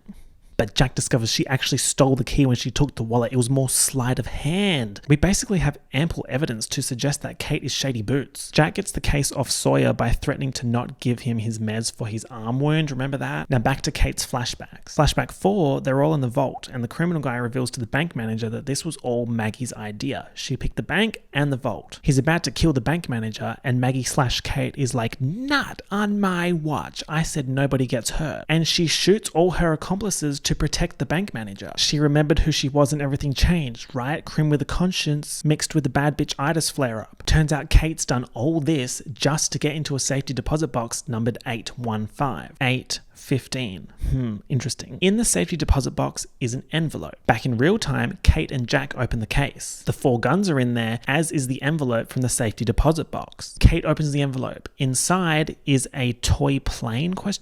Jack's like, what the hell is that about? And Kate says, it belonged to the man I loved. It belonged to the man I killed. She loves to commit a crime, okay? She's crying and spluttering, bad bitch mode temporarily deactivated. At the end of the episode, Rose tells Charlie that she knows her husband who was in the tail section is still alive and he'll be back. This is now the second time she said that. Shannon works out that the words Russo keeps writing on her map are actually lyrics to a French song. La mer, des reflets changeants. I mean, Shannon kind of devoured supremely with that singing. I would like to know where that actress's pop girl career is. She could have had her own Lucy Hale pop star moment. Side note, this episode had nearly 22 million live viewers. 22 million? Episode 13, day 24, gives us something that we haven't seen yet. a Boone and Shannon centered episode. Boone is giving weird jealous vibes that Shannon and Saeed are spending a lot of time together decoding Russo's maps, and he tells Saeed, "Stay away from my sister." In flashbacks, we finally get more insight into Shannon and Boone's relationship. In flashback 1, Boone gets a call from Shannon in distress. You can hear a man yelling in the background, and Shannon's telling Boone to come get her. She's in Sydney, Australia. In flashback 2, Boone shows up at Shannon's boyfriend Brian's house, and Shannon's acting all surprised, saying, "Oh, now's not a good time." But Boone can see when Shannon purposefully moves her hair that there's a massive bruise. In flashback 3, Boone is reporting Brian to the police, and in the background we can see Sawyer getting brought in. We love to see a pre-crash main character crossover, and this is the first one. The police officer tells Boone that he can't do shit without evidence, and we find out that Boone and Shannon are not actually blood related. She's his stepsister. Boone goes to Brian to bribe him into breaking things off with Shannon to the tune of $50,000 US. Flashback 4, he goes to pick up Shannon from Brian's house, but it turns out Shannon set him up. Brian says that Shannon's just getting back what she's owed, and that Boone's mum screwed Shannon over when her dad died and kept all the money. So Shannon's been scamming Boone with these fake evil boyfriends to get the money back. Now that is diabolical. Side note, I feel like I need to see this actress in a slasher movie. She just kind of has that final girl face, you know? Back on the island, people are getting angsty that Locke and Boone are saying that they're going out to hunt boar, but they never actually come back with anything. Little do they know that Locke and Boone are partaking in the most slayful archaeological dig in history. From a metallic clang after dropping a torch, we now have this. What the hell is that? That, ladies and ladies, is the hatch, a door in the floor. I really want you to understand how huge this is. They've just crash landed on this island in the middle of fucking nowhere. All this weird shit is happening, and now they've found a gigantic steel hatch door in the jungle. I mean, great discovery, guys, good job, but they're not having any luck opening it. There's a glass panel in the middle that just isn't breaking, and the door itself is sealed shut with no handle or latch. It begs the question, why have a hatch if you can't get in? Unless that's the point. Now, as we've previously established, Locke is a weird unit. He knocks Boone out, ties him up, and then puts this hallucination-inducing paste on him when he won't shut up about needing to tell Shannon about the hatch. Boone then hallucinates that Shannon's getting attacked by the monster and rescues her. Hallucination Shannon keeps pestering Boone to tell her what he and Locke have been doing all this time, and when he tells her, we get this. But I told him I wanted to tell you, and that's when he did this. And then the monster kills Shannon. Right, time for flashback 5. Shannon turns up at Boone's hotel room apologizing and saying that Brian took the money and ran off. She says she knew that Boone would bring the money because he's in love with her. Boone's like, what? That's not true. And then they hook up. Taboo boots to boots. The next morning, Shannon tells Boone that when they get back to LA, they're going to pretend like nothing happened between them. They're not going to make it to LA. Back in present day, Boone finds Shannon's mauled dead body. He goes back to Locke to kill him for what he did to Shannon, and Locke's like, nobody died. Shannon's fine. She's over there. He's in there asleep. Psycho bitch Locke is like, I just gave you the paste.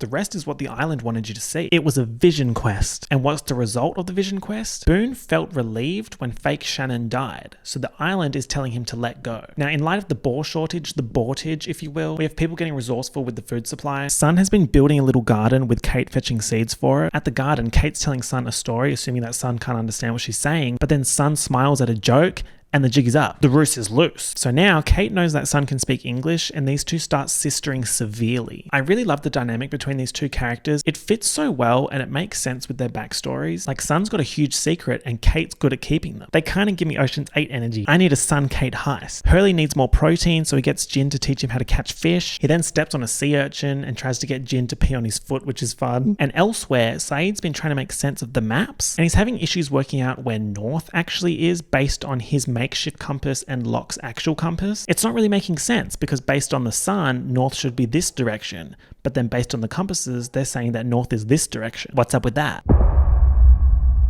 Continuing our trend of first-time feature episodes, episode 14 titled Special, the flashbacks of this episode center around Michael and Walt. I like how 90% of Michael's lines are just screaming Walt. Walt!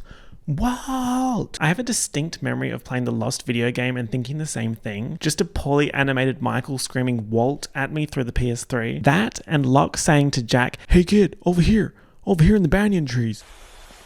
Hey son, over here.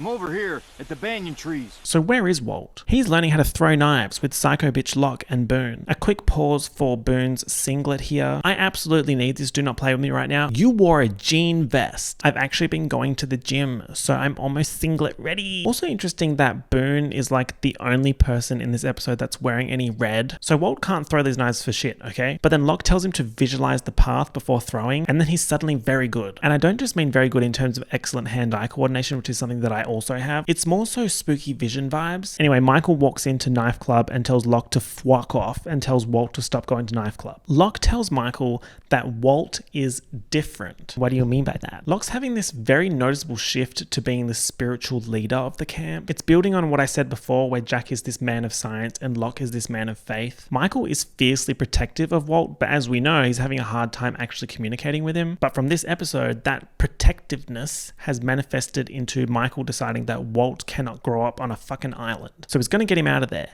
How? By building a raft. Yes, come on, raft. I think for me personally, at this point, day 26, I would have officially given up. Like all this talk about building a raft, I would have been like, have fun with that. Walt and Vincent are reading this Spanish flash comic, the same one that we saw the polar bear in episode 2. It seems like a throwaway scene with a little comic, but why include it at all? Now let's do these flashbacks. In flashback 1, Michael and his partner Susan are shopping for baby furniture. He mentions giving up his art to get a construction job to support the baby while Susan finishes law school. In flashback 2, Susan gets a job in Amsterdam and she's going to take baby Walt with her, and Michael's not having a bar of it. Susan wants them to take a break in their relationship, and Michael is super cut up about it and feels like Susan's trying to take Walt away from him. In flashback 3, Walt is 21 months old and Michael wants to talk to him on the phone, but he can hear a man in the background, and Susan reveals that she's been seeing someone, Brian Porter. Michael gets heated and hangs up. He's at a payphone, so he crosses the road and gets hit by a car, specifically a gold Pontiac. In flashback 4, Michael is in hospital drawing pictures to send to Walt. Susan turns up to the hospital, which shocks Michael a little bit, like, oh my god, she cares. She's covering his medical bills. But what's actually happening is she's getting married to Brian. They're moving to Italy and Brian wants to legally adopt Walt. She's being so snake lady, but then in my head, all I can think of is the actress's character in Bones, and I'm like, I like her. In flashback 5, Susan, Brian, Vincent, and Walt are in Australia. Susan is not feeling well, and it's not in like a cold and flu, not feeling well, like she's not feeling well. Walt's doing homework about birds and tries to show Brian, but no one's paying attention to him. So Walt gets mad and then boom, a bird slams into the window. It's a supernatural occurrence. In flashback 6, Brian shows up to Michael's apartment to tell him that Susan died yesterday from a blood disorder. He tells Michael to take custody of Walt, and Michael's like, what? Now, apparently Brian didn't even want to adopt Walt, but he did it because he thought that's what Susan wanted. Brian gives Michael plane tickets to go to Sydney to get Walt, and he also tells him that Walt is different, as in weird things happen when he's around. This is of course referring to Glassdoor Birdgate. So Michael goes to Sydney. The maid gives Michael a box and says, I think Walt should have this. Inside the box are all the letters and drawings that Michael sent to Walt over the years, all unopened. Susan never gave them to Walt. So Michael meets Walt and Walt's like, who the fuck are you? And Michael's like, I'm your father. Ugh. The first thing that Walt says when he sees Michael is, where's Brian? Ooh. And then Michael does something huge. Walt is clearly enamored by Brian and would be absolutely crushed to know that Brian wants absolutely nothing to do with him. So Michael tells Walt that Brian actually wanted Walt to stay with him, but it wasn't his choice. It's Michael's, which Walt is going to resent Michael for, and it's not even true. That's rough. I feel like Susan dying really complicated things. Did she really need to do that? Back on the island, Walt keeps talking to Locke even though Michael told him not to, so Michael burns the comic. Walt's pissed off, so he runs away, and Michael goes to Locke thinking that's where Walt's run off to, but he hasn't, and Locke puts the beef aside to help Michael find Walt. Walt's off being a little shit, walking Vincent in the middle of the fucking jungle, and then Vincent loses his shit when he can hear footsteps in the jungle and runs off in their direction. Why is there a rubbish bin in the jungle? And then Walt gets chased by a fucking polar bear and hides in the trees. This was the only screenshot that I could get of the polar bear. I hope you get the kind of polar and bear vibes from this. This is an interesting development given the polar bear in the comic. Michael and Locke come to save Walt. Michael manages to get Walt out of there and then stabs the polar bear in the mouth with a knife, and the polar bear runs off. Absolute scenes. The end of this duo's scenes for the episode is Michael giving Walt all of the letters and cards that were in the box. It's cute. Nothing like almost dying via polar bear on day 26 post plane crash on a mysterious island to really bond people, you know? Elsewhere, Saeed has had a breakthrough with Russo's papers. He's worked out that she wasn't mapping where the island is, she was mapping a location on the island. He thinks it might be the location of the transmitter and subsequently the location of its power source. In other news, Boone has turned a corner and he's now an admiral in the I don't give a fuck war, and he doesn't do everything that Shannon tells him to do. Charlie's still cut up about the Claire situation, the Claire-tuation. Remember that? Yeah, she got kidnapped. And he sneaks a peek at her diary to see if she wrote anything about him, and she's written all this really cute shit like, I really like Charlie. He's so sweet and adorable. Charlie's reading this like, tee, oh my god. But then he reads something spooky, so he goes to show Jack and Saeed. In her diary, Claire had written, I had that weird dream again. The one at the black rock I can't get away from. I tried to leave it, but they won't let me. Remember, old mate Danielle Russo also mentioned the black rock. Could this be the triangle on the map? And then at the end of the episode, Boone and Locke are in the jungle at night looking for Vincent, and they come across Claire staggering through the jungle covered in blood. A lot of people would be scared. Episode 15 starts on night 27 with Claire being brought into the camp. She's passed out. Everyone is gagged beyond belief. She hasn't had the baby yet though. She wakes up screaming in fear, and not because of what she's just been through, but because she doesn't recognize anyone, including Charlie, who has just discovered via journal entries that she was crushing on him. Bruh. So Claire's memory has been wiped. The last thing that she can remember is being on the plane, and you would think this is a Claire episode, but it's actually a Charlie episode. In flashback 1, he's doing drugs but needs more drug money, so his slimy pal picks a target for Charlie to extort. Miss Lucy Heatherton, who is super rich. In flashback 2, Charlie is scoping out Lucy's house and he's found this expensive looking Winston Churchill memorabilia. Lucy mentions that her dad is buying a paper company in Slough, which I think is a Office reference. I actually auditioned for The Office Australia. But I think my audition was actually terrifyingly bad because I didn't hear anything back. In flashback 3, Charlie has dinner with Lucy and her dad, and it comes out that drive shaft has collapsed. So Charlie takes a job offer from Lucy's dad. He's going to sell some photocopiers, specifically C815 photocopiers. Charlie's slimy drug pal is not happy about this. He's not going to give Charlie a fix before he starts his sales job on Monday, so he's going to be in the trench. In flashback 4, he's in said trench on the first day of work experiencing withdrawal. He's super desperate, so he steals the Winston Churchill memorabilia. In flashback 5, he bombs the sales demo and vomits in the photocopier. And in flashback 6, Lucy finds out that Charlie stole the Winston Churchill memorabilia because he's a junkie. Back on the beach, Saeed is so unsure of Claire coming back without her memory, and he suggests that maybe Ethan has sent her, and Charlie's like, get fucked. Charlie's then walking to the caves with Jin, and Ethan knocks out Jin with a rock. Ethan tells Charlie, bring me Claire before sundown or I will kill someone in the camp. And if you don't bring her before sundown tomorrow, I'll kill another, and I'll kill you last. I'll kill you last. Tom Cruise's cousin was acting here. Oh my god. So now everyone's shitting and they're going to have to square up and prepare. I'm going to officially add the X-Men terminology here because this is an excellent example of it. We've got a bunch of main characters in the loop and no one else is. So they're sort of like a mission team, like the X-Men.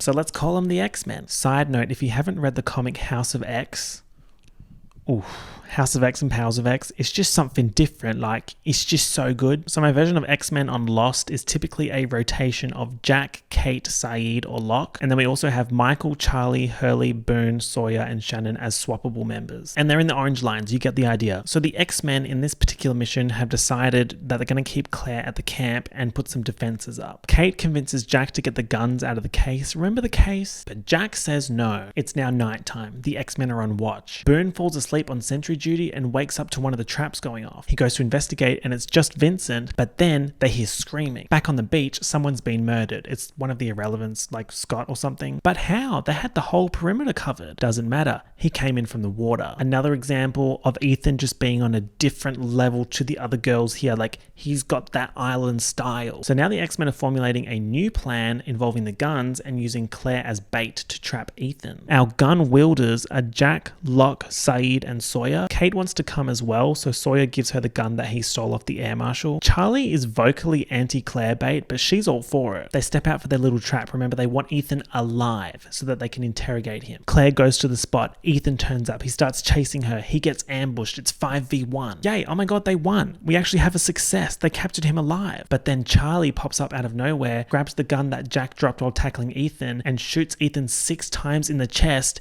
killing him. He ran into my gun.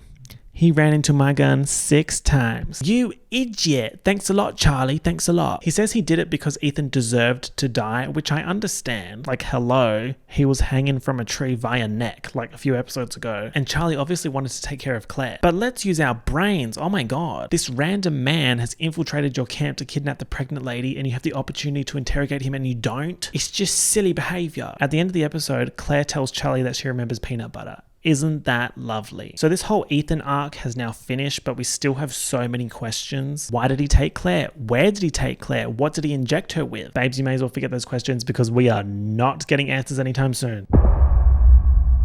Episode 16 is a bit of a shift. It gives us some Kate and Sawyer moments and Sawyer flashbacks that explain why he was in Australia. After finishing that Ethan arc, we're building on some other storylines. In the first flashback, Sawyer is a kid and his mum is telling him to hide under the bed while his dad is banging on the door. He gets under and hides, and then his dad shoots his mum and then shoots himself. Remember, Sawyer was the name of the con man that slept with our Sawyer's mother and stole their money, causing the dad's breakdown. In flashback 2, Sawyer is in con man mode and seducing this lady, and a man named Hibbs pays him a visit. Hibbs tells Sawyer that he knows the whereabouts of the man that ruined his life, the original Sawyer. Apparently, he's now known as Frank Duckett and lives in Sydney. And in flashback 3, Sawyer is in Sydney meeting a guy to buy a gun. On the island, it's night 29 and Sawyer wakes up to find a boar looting in his tent. He chases the boar into the jungle and hears the whispers, and he can hear them saying, "It'll come back around."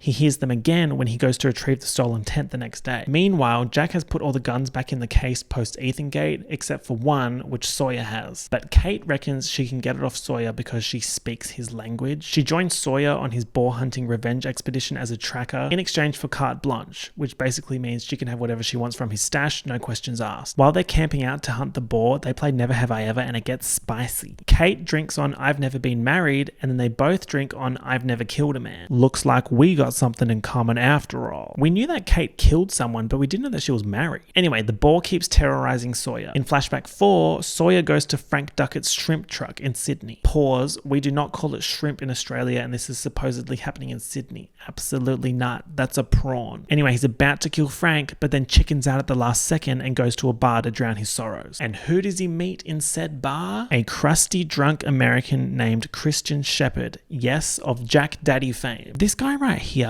is an excellent actor. He says to Sawyer, some people are just supposed to suffer. That's why the Red Sox will never win the damn series. Drunk Christian is talking and mentions his son and says that his son probably thinks that he hates him and feels betrayed by him, but what he actually feels towards his son is gratitude. This is of course referring to Drunk Surgery Gate. He says that he could call his son and fix everything right that instant, but he can't because he's weak. He's basically telling Sawyer, don't end up like me, go do what you need to do. So in flashback 5, Sawyer goes back to the shrimp truck and kills Frank Duckett. He's like, I gotcha, Mr. Sawyer. And this guy's dying like, I don't know what the fuck you're talking about. Turns out this random Frank Duckett guy owed Hibbs money and Hibbs wanted him dead, so he told Sawyer that Frank Duckett was the original Sawyer so that he would go and kill him. He basically conned the con man into being a hitman. While he's dying, Frank says it'll come back around, which is what Sawyer heard in the whispers. So to summarize, Sawyer basically murdered a random man, and he's being haunted by this experience through a boar that's terrorizing him on the island. He finally comes face to face with the boar that's been ruining everything, and after a tense face-off, he lets it go. It's a symbolic thing. He's moved on. Claire's starting to remember bits and pieces and wants to hang out with Charlie, but he's having a little PTSD moment post-Ethangate, but he gets over it. Sawyer gives the last gun back to Jack, citing Kate's carte blanche, and Jack offhand says, and that's why the Sox will never win the series. Sawyer's like, what? And Jack's like, oh, it's just something my father would say to blame his actions on fate. Sawyer puts 1 and 1 together, and 1 and 1 is famously 2, right? Sawyer's like, oh my god. But he doesn't say anything. Oh my god, time and place. And you did it on the mysterious island post-Oceanic Flight 815 crash. Episode 17 centers around Jin, and thank God for that. He's very interesting, so I'm glad that we're finally digging into his backstory, and there's also just so much going on right now. In flashback 1, he's asking Sun's father, Mr. Paik, permission to marry her, and Sun's father asks Jin all these questions about Jin's ambitions and dreams, and what Jin's father thinks of the marriage, and Jin says that his father is dead. Remember, Sun's dad is mega rich, mega scary, organized crime boss vibes. Jin tells Mr. Paik that his dream is Sun, and Mr. Paik's like, ooh, you ate that. Application successful. You may marry my daughter on one condition. You have to work for me. Flashback 2 is Jin and Sun's wedding, and they're so happy and so in love. We find out that they've pushed back their honeymoon so that Jin can do work for Sun's father to prove that he's committed. Now let's quickly jump back to present day on the island. It's currently day 32 PC. Jin, of course, still has the handcuff accessory on. Cuff it, cuff it, cuff it, cuff it, baby. Sun is on the beach in her bikini, and Jin's like, oh, absolutely not. And he makes a scene trying to cover her up. Michael intercepts to protect Sun, but then him and Jin start going at each other, and then Sun slaps Michael. Absolute gobsmackery. Now, why would she do that? Jin thinks that there's something going on between Sun and Michael. Remember, he doesn't know that Michael knows that Sun can speak English. In fact, he doesn't even know that Sun can speak English. Kate tells Sun to stop letting Jin push her around, and Sun says that he used to be different. Anyway, Sun goes to Michael and apologizes for the slap. And she explains that she was actually protecting Michael because he has absolutely no idea what Jin is capable of. Now, Mr. Michael has been busy at work on his raft. He's making good progress too. Bamboo for the decking, piece of fuselage for the cabin. It's looking gorgina. But who is going on the raft? Michael says that there's 4 spots and 3 are already taken. Him, Walt, and Sawyer, who bought a spot by trading some cable. So there's only 1 spot left. Does a functioning raft sound like something you want? Because you're never going to get it. Suddenly, the raft is on fire, and Michael thinks that Jin is responsible. They were literally just beefing, and who else would have burnt the raft? Everyone's running around looking for Jin like, Jin, Jin, Jin. And Sun goes to the caves and finds Jin with burn wounds all over his arm. It's not looking good. In flashback 3, Jin gets promoted to being Sun's father's special assistant. His first task is to deliver a message to the Secretary of Environmental Safety. So he does. And the guy's like, oh my God, please don't hurt me. My daughter is right there. The daughter is in the lounge room watching news on the TV. And look who's on the screen. Hurley. Jin's like, oh, the message from Mr. Paik is that he's disappointed. That's it. And the guy's like, oh my God, I'm so sorry. Thank you for not hurting me. Take this dog. It's a very expensive breed. Jin's just kind of like, right. Anyway, this is the dog that Jin gives Sun. In flashback 4, Sun makes Jin a nice meal, but he has to leave because Mr. Paik has called him into work. Since Jin's message wasn't severe enough, the factory was closed and Mr. Paik is losing money. So he's sending Jin back to the environmental safety guy's house with a literal hitman. When they get there, Jin runs in first and fucks the guy's shit up, but only so that the message is delivered without the hitman killing the guy. Basically, Jin is a good guy in a bad situation. And remember, all of this is happening because he wanted to be with Sun. This is when he goes home covered in blood, the same scenes from the flashbacks in Sun's episode. He starts crying again. Good guy, bad situation. On the island, Saeed tells Boone that things might be getting serious between him and Shannon, and Boone's like, she's a user. I'd watch out if I were you. Remember, he's currently winning the I don't give a fuck war. Shannon finds out about this conversation and goes looking for Boone and instead runs into Locke, and Locke tells her to embrace her new life on the island and to stop going around in circles with Boone. Basically, stop giving him attention. He doesn't need to be in your business like that. Post Raft on Firegate, Jin had run off, but Sawyer has captured him and brought him to the beach. Everyone's yelling, but Jin doesn't understand anything. It's bad for him. Sun sees Jin getting beat up by Michael and yells out in English, stop it. I have never in my life yelled at a girl like this. Leave him alone. He didn't burn your raft. Everyone is gagged beyond belief. They've never been more gagged. They were more gagged by this than the fucking monster, the polar bear, the fucking hatch, the deaths, the kidnapping. They're also just kind of like, why didn't you tell anyone that you could speak English? Jin, meanwhile, is like, what the fuck is going on in here on this day? Specifically day 33. Locke arrives on the beach saying, obviously Jin didn't burn the raft, idiots. Why would he do that? He wants to get off this island just as badly as the rest of us. It must have been the elusive others. Jin does not even want to look at Sun. He feels so betrayed. Knowing that Jin won't be able to understand her, Sun says to him in English, I was going to leave you. I was going to get away, but you made me change my mind. You made me think that you still loved me. And then in Korean, she says, I want to go back to the beginning. Can't we just start all over? Jin's last flashback is him going to talk to his poor fisherman dad, the one that he told everyone was dead. He apologizes for being ashamed of him and tells him about Sun. He says the last job he'll do for Sun's father is to deliver some watches from Sydney to LA, and then he's going to get out. On the island, Jin tells Sun that it's too late for them to go back, and he packs his shit to go live on the beach. He joins the Raft 2.0 construction squad and secures that 4th spot. At the end of the episode, we also have Shannon kissing Saeed, Sun having a drama-free bikini moment, and Locke telling Walt that he knows that Walt was the one who burned the raft. What? Walt's reasoning for burning the raft? He didn't want to move anymore. He likes it on the island. Don't piss me off. Kids are just always in everyone's business doing anything. Walt needs to be voted off the island for that behavior. Also, at the end of the episode, Hurley's CD player battery runs out.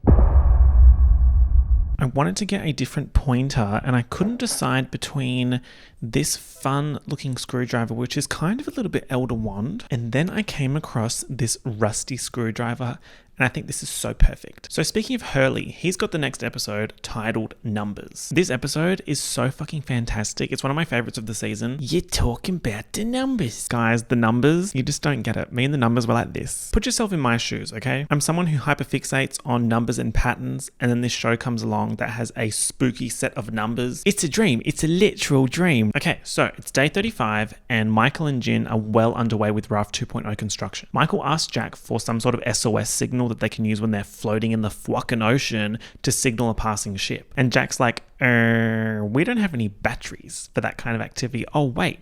Saeed said the French lady had batteries. So Jack and Hurley go to talk to Saeed, who's like, absolutely fucking not. She's not going to give you something she needs, and she's just talking shit anyway. It's all shit. Her notes don't make sense. Hurley's looking at said notes and papers, and he sees this, and he's like, what the fuck? 4, 8, 15, 16, 23, 42.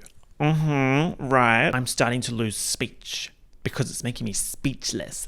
Now would be a good time for us to go through Hurley's flashbacks. In flashback 1, Hurley's watching TV at home on a Saturday night at his mum's house. This is his mum here, she's iconic. He's watching the Mega Lotto jackpot. There hasn't been a winner in 16 weeks, so the jackpot is fucking huge. The winning numbers get called out. 4, 8, 15, 16, 23, 42, which are the numbers that Hurley has. Oh my god, he faints. Also, the woman calling the numbers, does she look familiar? Yes, she does. She's the woman Sawyer was seducing when Hibbs showed up with the dodgy Frank Duckett information. She's also played by Brittany Perrineau, who is the wife of Harold Perrineau, who plays Michael. In flashback 2, Hurley's outside his house doing press about his record-winning lotto win. He's introducing his family, including his mum and his grandpa, who recently had a pacemaker put in 4 years ago. Hurley says he's going to use the money to give his grandpa the rest he deserves. And then the grandpa falls over and dies, just in the middle of the press conference.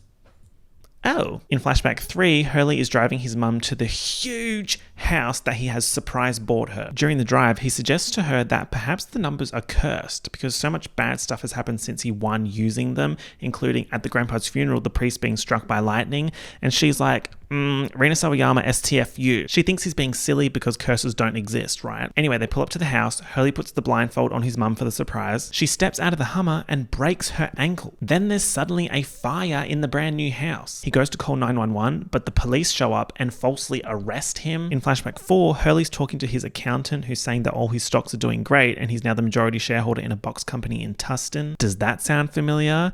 Pussycat Dolls unreleased track, perhaps. It sounds like the box company that Locke worked for. Hurley mentions having bad luck since winning, and the accountant's like, oh please, you're not the first winner to think that the money's cursed. And Hurley's like, wait, maybe it's not the money, maybe it's the numbers. You're talking about the numbers. In flashback 5, Hurley's at a mental institution to see Mona Vanderwall. Just kidding. He's there to see someone called Lenny. A doctor comes up to Hurley and says, Hugo, it's so good to see you. What are you doing back here? Okay, what's that about? He takes Hurley to the visitor's room to see this Lenny guy. And it's very clear that Hugo and Lenny knew each other. Lenny is sitting there repeating numbers. 4, 8, 15, 16, 23, 42. Hugo's trying to get answers out of him. He's like, where did you get the numbers? I used them for the lottery. Upon hearing this, Lenny starts screaming and he says, you shouldn't have used the numbers. You opened the box. It doesn't stop. You need to get away from the numbers. He also says, Sam Toomey, he heard them. Kalgoorlie, he heard them where he used to work. Kalgoorlie is a town in Western Australia, the state where I'm from. Bruh. This show's basically about me,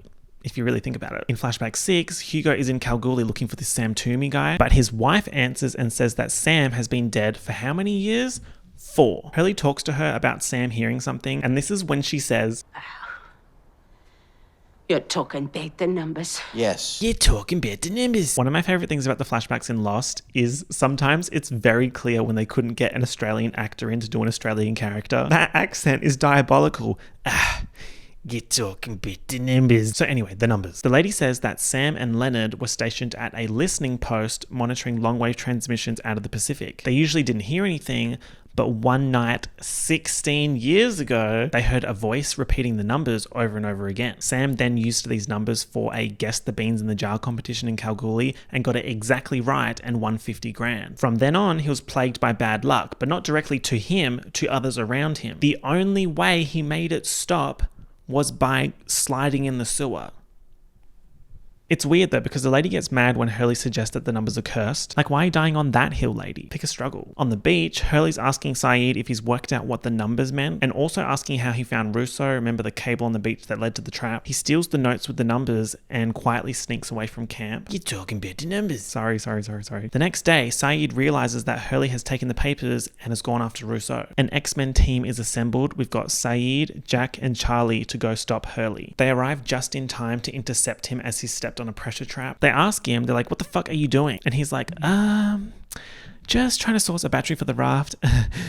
Nothing else to see here, no other motive going on. Then they come across a rickety bridge. Scream. Who the fuck built the rickety bridge? Russo couldn't have done it herself, and it also looks like it predates when she came onto the island 16 years ago. Hurley goes YOLO mode and crosses the bridge. Charlie follows him and crosses the bridge, but then the bridge collapses, separating Hurley and Charlie from Saeed and Jack. Both parties on either side of the broken bridge continue to search for Russo. Saeed and Jack come across a trap that blows up Russo's lair. So they found the lair at least, but she's clearly rigged it and ran off because she knew that Saeed would come back. For our other duo, Hurley's about to tell Charlie about the numbers and how he thinks he might be responsible for the plane crash. And then Russo pulls up, putting Hurley at gunpoint and separating him from Charlie. Even though he's very clearly in danger, Hurley is on investigative journalist mode. He's like, hey babe, hey French lady babe, what the fuck do the numbers mean? And she's like, I don't know, bro. She says that her ship picked up a transmission, a voice repeating the numbers, so they changed course to investigate and got shipwrecked. The timeline of this makes sense because that lady, you talk about the numbers, said that Leonard and Sam came across the transmission 16 years ago and Russo was shipwrecked 16 years ago. So it would seem that both parties heard the same voice repeating the numbers. Russo says that after being shipwrecked, they kept searching for the source of the transmission and found a radio tower up near the Black Rock. Then the sickness came, her team was gone, so she went back up to the tower and changed the transmission to her distress signal. Hurley tells her that he thinks the numbers are cursed, and she's like, yeah, that checks out. You're right, the numbers are cursed. He breaks down and hugs her because finally someone agrees with him. Charlie catches up with Jack and Saeed, and he's like, oh my god, let's go find Hurley. We were ambushed. But then Hurley just waltzes in, battery in hand, and he's like, she says, hey. Yes. Elsewhere, Locke has asked 9-month pregnant Claire to help him with the building project, and she's like, okay, I'm literally 9 months pregnant, but sure. Turns out he's building a cot for the baby. Claire tells Locke that it's her birthday today, day 36, and Locke tells her that it's good luck that her birthday is near her baby's. You just made that up. Good luck is not really in abundance on this island. Hurley tries again to tell Charlie about the numbers, but Charlie keeps talking over him. He's like, psh, everyone has bad luck. I was snorting heroin in the toilet when the plane went down. You're not special. And then he's like, I just told you a huge secret, so you tell me something real. So Hurley says, back home, I'm worth $156 million. Yeah, right. Piss off, liar. Keep telling jokes then. The end of this episode is Gagatron 3000. It's a shot of the half-excavated hatch. We zoom in, and what do we see on the side? And then we go to the gay club, and who do I see as soon as we get in the door?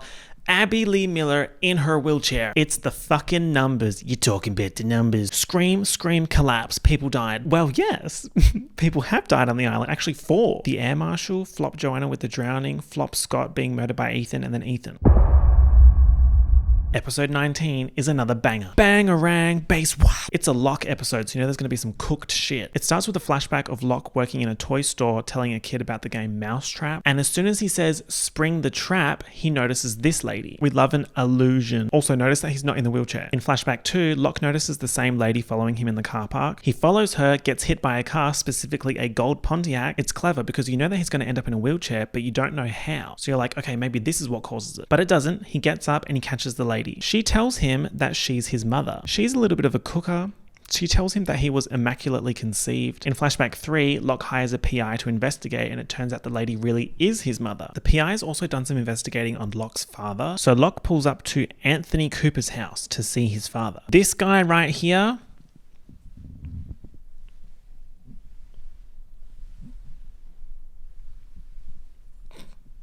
Absolutely not. He's rich, no family, likes hunting, asks John to go hunting with him. In flashback 4, Locke turns up to Anthony's house for another day of hunting and walks in on Anthony connected to a dialysis machine. Turns out his kidney is failing and he needs a transplant, but he's way down on the list. In flashback 5, Anthony's putting the guilt on Locke saying, I'm gonna die, teehee, but at least we met. In flashback 6, Locke is going into surgery with Anthony to give him his kidney. In flashback 7, post-surgery, Locke can't see Anthony anywhere, and it seems like he's already left the hospital, but Locke's mother's there and she tells him that Anthony gave her money to go and find Locke in the first place, and that Locke has basically been scammed out of a kidney.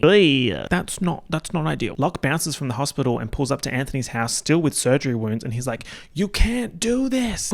Back on the island, it is now day 39-ish. Locke and Boone have been trying unsuccessfully to get into the hatch by breaking the glass. They've excavated a lot and this thing is huge. During one unsuccessful attempt to break the glass, a piece of shrapnel goes into Locke's leg and he doesn't notice. Boone's like, bro, you got a little something sticking out of your leg. Looks like Locke is starting to lose feeling in his legs. Remember, pre-crash, Locke couldn't walk, and post-crash, he suddenly could. So now Locke's like, oh shit, here we go again. It would seem that not only the island giveth, but perhaps henceforth the island also taketh away. They keep running into dead ends trying to open the hatch, and Locke says to Boone, we didn't find this by accident. The island will tell us what to do. The island will send us a sign. And Boone's like, Locke has a dream that he and Boone see a plane crash onto the island, and then his mother's there pointing at the plane, and then suddenly Boone is covered in blood saying, Teresa falls up the stairs, Teresa falls down the stairs. Locke wakes up like, that was fantastic, that was great, that dream, delicious, it must be the sign that I'm looking for, I gotta go find that plane. He BYOs Boone and tells Boone about the dream, and Boone's like, babes, you've truly lost it, you absolute flop. But then John says, who's Teresa? And Boone is floored. How do you know about that? Things are getting spooky-ana grande, even maybe a little bit larger than a grande. Things are getting spooky-ana venti. That's so stupid. Spooky-ana Trenta. So they keep searching through the jungle. They come across a corpse wearing rosary beads and priest robes. In the robes, they find Nigerian money and a gun, so perhaps this wasn't your typical priest. Locke keeps collapsing. His legs are giving in. He tells Boone how he was paralyzed pre-crash and how the island made him whole and now seems to want to take that back. Because of all the spooky-ana venti shit that's happening, Boone's like, yeah, cool, I believe you now, I'll carry you so he can keep going. He also tells Locke that Teresa was the name of his nanny who fell down the stairs and broke her neck. And while Boone's talking, behind him, Locke can see the fucking plane. Oh my god. That fucking Real Housewives promo thing that's like, Rue, oh my god.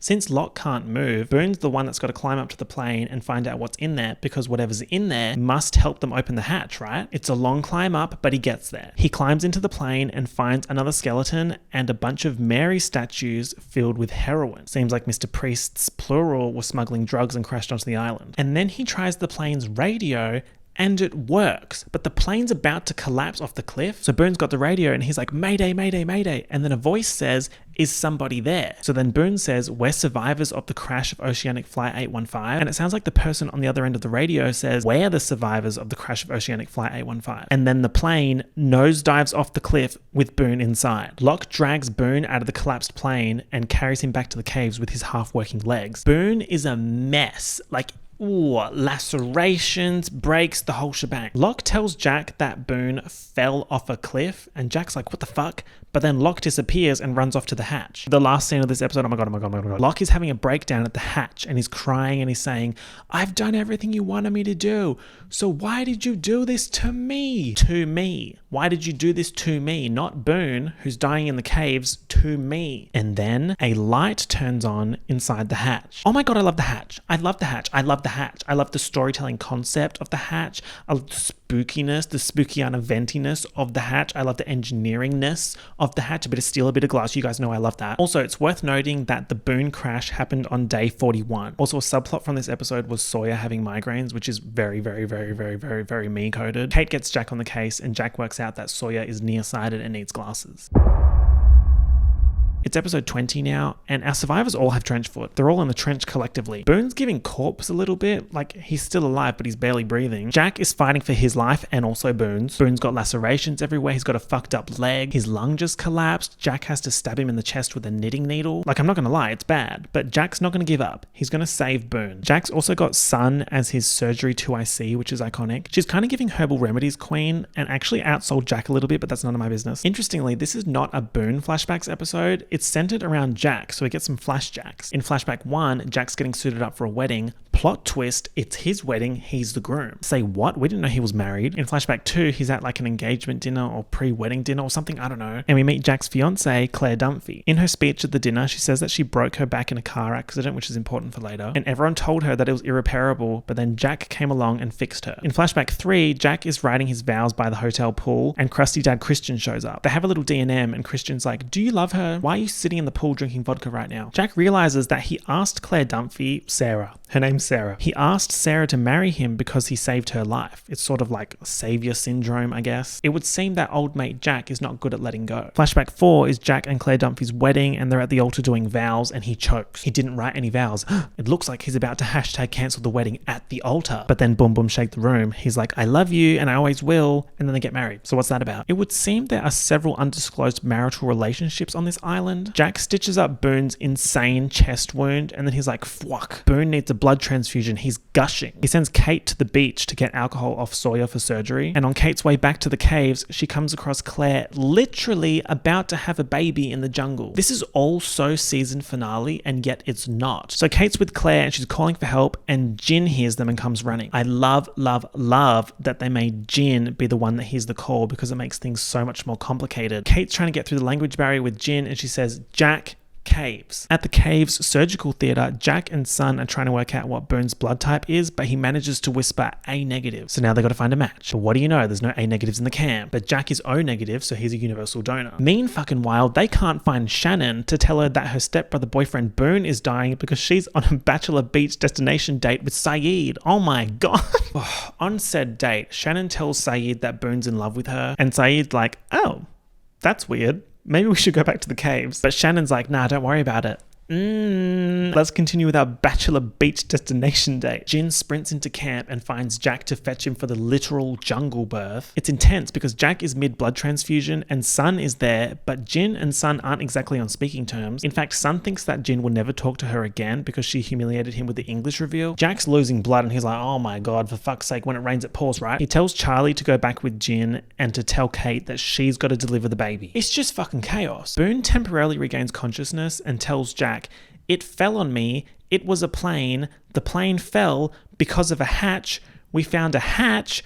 Locke said not to tell about the hatch. Jack's like, what the actual fuck is going on here? Locke told me that you fell off a cliff. What the fuck is the hatch? Now, to make things even worse, all the blood from the transfusion is pooling in Boone's broken leg. It's called like compartment syndrome or something. Jack's looking at the broken leg and realizes, you didn't get that from a fall. Something fell on you. Looks like they're going to have to amputate the leg. So Jack's like, cool, let's use this blunt edge of the cargo compartment to chop the leg off. And our legendary surgery 2IC Sun says, you've lost the plot. You need to give up. Boone's even started coughing up blood. So Sun's like, nah, it's game over. You can't save him, Jack. And Jack says to Sun, don't tell me what I can't do. Does that sound familiar? Yeah, that's what Locke kept saying in his flashbacks. The Lockification of it all. So Jack's about to amputate the leg like a little psycho. Boone says, wait, I'm all messed up inside. There's no chance. Just let me die. I know you made a promise. I'm letting you off the hook. Damn, this shit's got me a little emotional right now. Jack's a mess. He's crying. He's saying, I'm sorry. Meanwhile, Claire's stressing because she's realized, oh my god,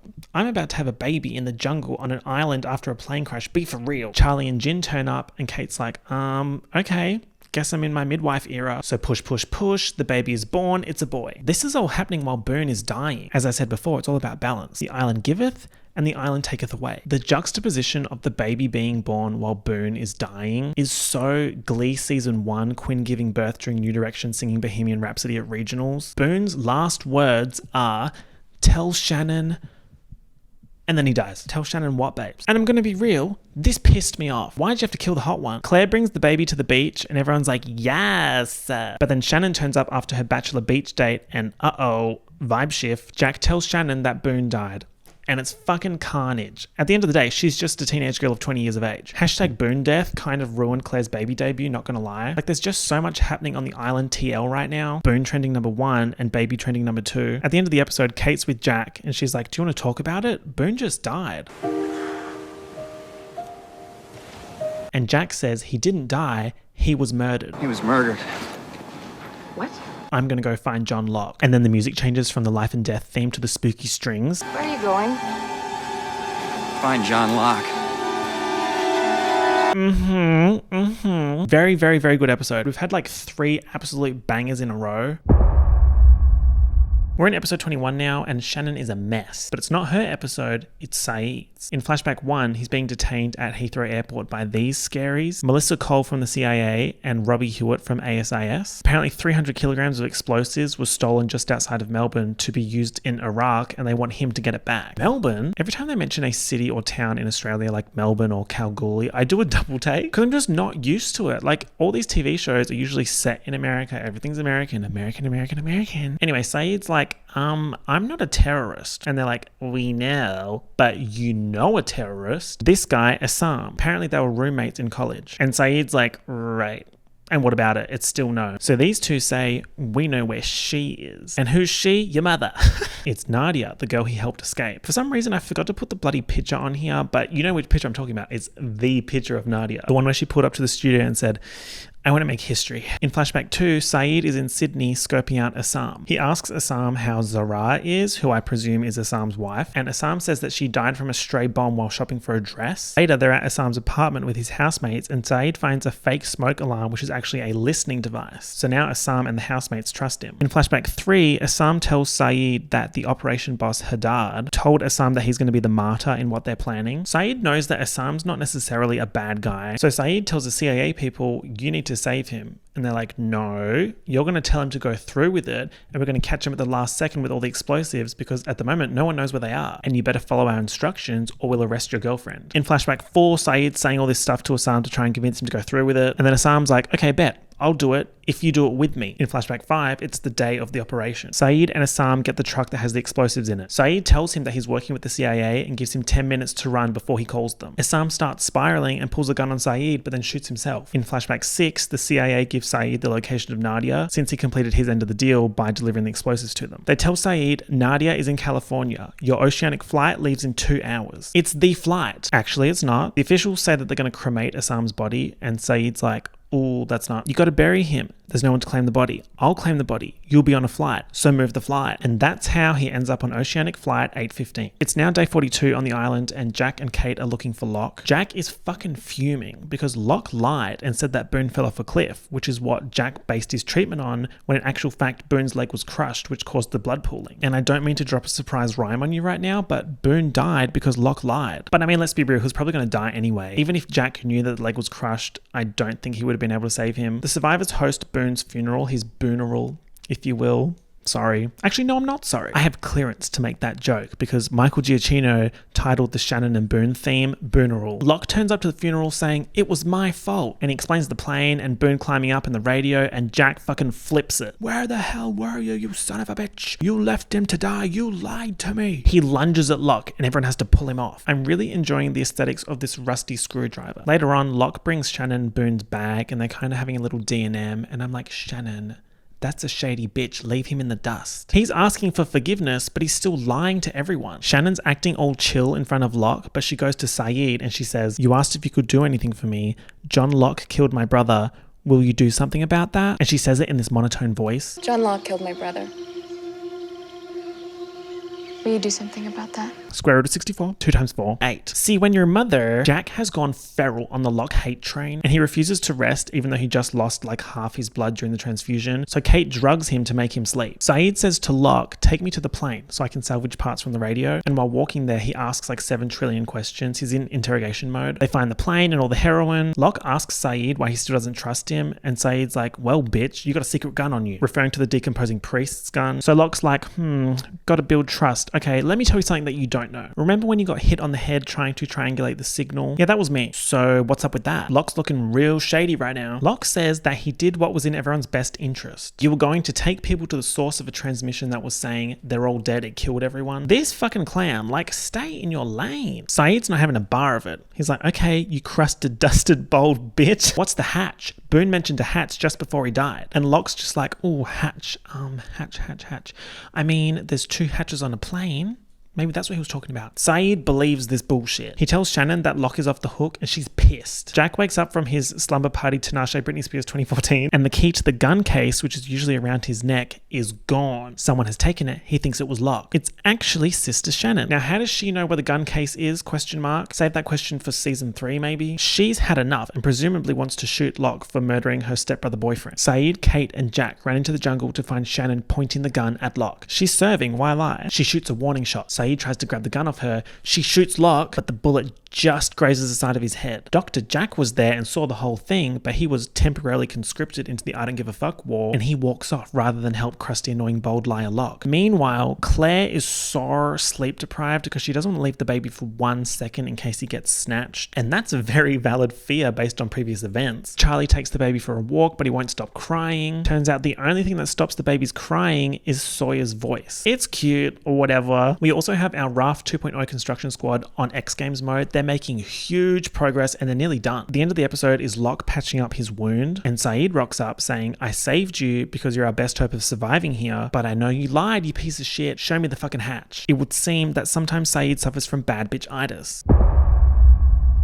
Episode 22 is the penultimate episode. Well, sorta kinda. I'll explain that in a bit. This right here is a Kate episode. In flashback 1, she's got this crusty Alison De Laurentiis wig on and she's changing out her number plates for another fake set. She sneaks into a motel room and dyes the wig? Question mark? So now her hair looks like this. There is absolutely no way that this is believable. It's so funny. Like, why did they do this? You are not Gone Girl. Why didn't they just give her a wig and then she can just take the wig off? Like, this wig is so wiggy. At the motel, she picks up a letter addressed to Joan Hart and she's reading it crying. Okay, another alter ego, I guess. In flashback 2, she's in a hospital delivering flowers to a Diane Jansen, but she can't go into the hotel room because there's a ranger out the front, a Ford Ranger pickup truck, of course. Next, we're in the hospital car park and this guy's getting into his car. Kate is in his back seat saying, hey Tom. She just loves to commit a crime. This Tom guy calls her Katie. She asks him to help her get in to see Diane. So in flashback 3, Tom has booked Diane in for an MRI, so she'll be brought down to radiology and Kate can sneak in. But they've got about 3 hours until that, so they drive to this random tree and they start digging. What are you doing? In flashback 4, they find what they're looking for. It's a time capsule of memories, including Tom's plane and a cassette labeled Kate and Tom 1989. I think the Swifties might have dropped the ball a little bit because this was actually the first 1989 Easter egg. Yes, that's right. When Taylor Swift was 15, she actually contacted the writers to include this as an Easter egg for her album 1989. So Kate and Tom listen to the cassette. On it, little Tom is saying that he got the toy plane when he flew to Dallas for the first time by himself. And it sounds like little Kate and little Tom were dating and thought that they would be married with kids in 20 years. This shit kind of had me tearing up a little bit. Evangeline Lilly does emotional distress so well. Little Kate's like, nah, as soon as we can drive, let's run away. You always run away, and you know why. Why? Tell the audience. In the car, Kate and Tom kiss, but it's like a sad kiss, a more like what could have been kiss. In flashback 5, Tom gets Diane to a spot that Kate can see her in, and Kate says, hi mum, Miss Diane is looking rough. She wakes up, sees Kate and starts crying, and there's a vibe shift. She seems scared of Kate and she starts screaming for help. So let's go ahead and add that to the list of questions. Kate starts running off. The security guard tries to stop her. She punches him. Tom comes in like, what the fuck's going on? And she's like, I need your car keys, babe. She just assaulted an officer. Another crime on the list. They get in Tom's car and Kate's driving. She tells him to get out because she has to go before backup is called. Tom's like, nah, so she floors it. An officer shoots at the car, they make it out, but then crash into another car, specifically a gold Pontiac. Gold Pontiac seem to be in everyone's business in this show. Anyway, Tom is dead in the passenger seat. Stray bullet. Bullet was a Stray Kids fan. Bullet stream maniac. Kate looks at the toy plane in the back seat and runs off. So this is the it belonged to the man I love, it belonged to the man I killed reveal from episode 12. Now back on the island, it's day 43. Charlie's running his mouth saying how Driveshaft, his band, would have had a sales spike when he supposedly died in a plane crash, and when he comes back alive, it's going to be insane. He's just so sure that the raft will be spotted and rescue will come. Meanwhile, random new character Arzt, Arzt, hello? He was a high school science teacher and he's running his mouth saying that it's been raining every afternoon, which means monsoon season is nearly upon them. And because of that, the trade winds will shift to the south, but that's not what the raft squad wants. They want to go north to intercept a shipping lane. So basically, they got to leave ASAP. ASAP. Suddenly, Miss Kate wants to clock into the raft squad. She just loves to run away. She loves it. But remember, there's a limited number of spots, specifically 4. And we've got Michael, Walt, Jin, and Sawyer who have already bought tickets. Speaking of Jin, Sun is begging him to talk to her, but all he says is that he's going on the raft. Kate burns a passport photo, presumably hers, presumably so that when she gets rescued, she can fake an identity and run. Sawyer finds out that Kate wants his spot on the raft, and these two start beefing. He says that he knows that she was the criminal the air marshal was traveling with, and knows that she doesn't want to be on the island when the rescue comes because she's gonna get busted. You're gonna be busted.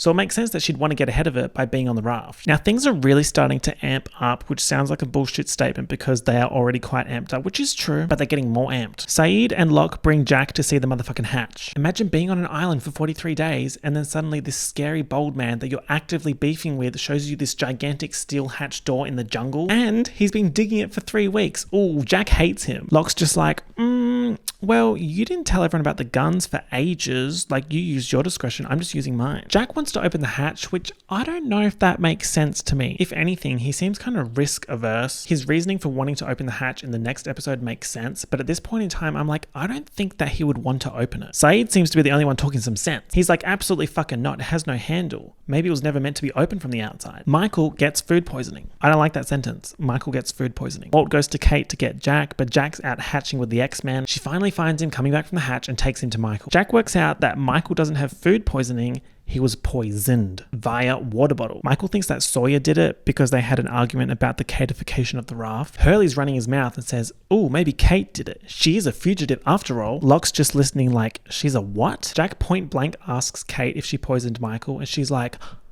do you honestly think I would be capable of something like that? Well, yes. Anyway, Michael and Sawyer are beefing again. Tensions are high, guys. Michael calls Sawyer a criminal, and Sawyer's like, oh, you want a criminal? Ask Kate. He grabs Kate's bag and empties it and finds the burnt passport. Turns out the passport was Joanna's, the lady who drowned. So Kate stole a dead lady's passport. Sawyer tells everyone that Kate would do anything to get off the island and run away. He basically blows up her goody good girl reputation in front of everyone. And she tells everyone that she was wanted and she was being transported by the air marshal. The survivors are kind of like, that's scary, lady. Like, you're scary. Because of all this, Michael gives Sawyer back his ticket on the raft. Then we get a spooky scene. I would say this is a spookiana Trenta. Walt is talking to Locke and saying that he didn't poison his dad. And Locke's like, don't worry, I know you wouldn't. And he touches Walt's arm. And as soon as they touch, Walt says, don't open it. Don't open that thing. Just don't open it. Okay, premonition. Jack works out that the person who made Michael sick was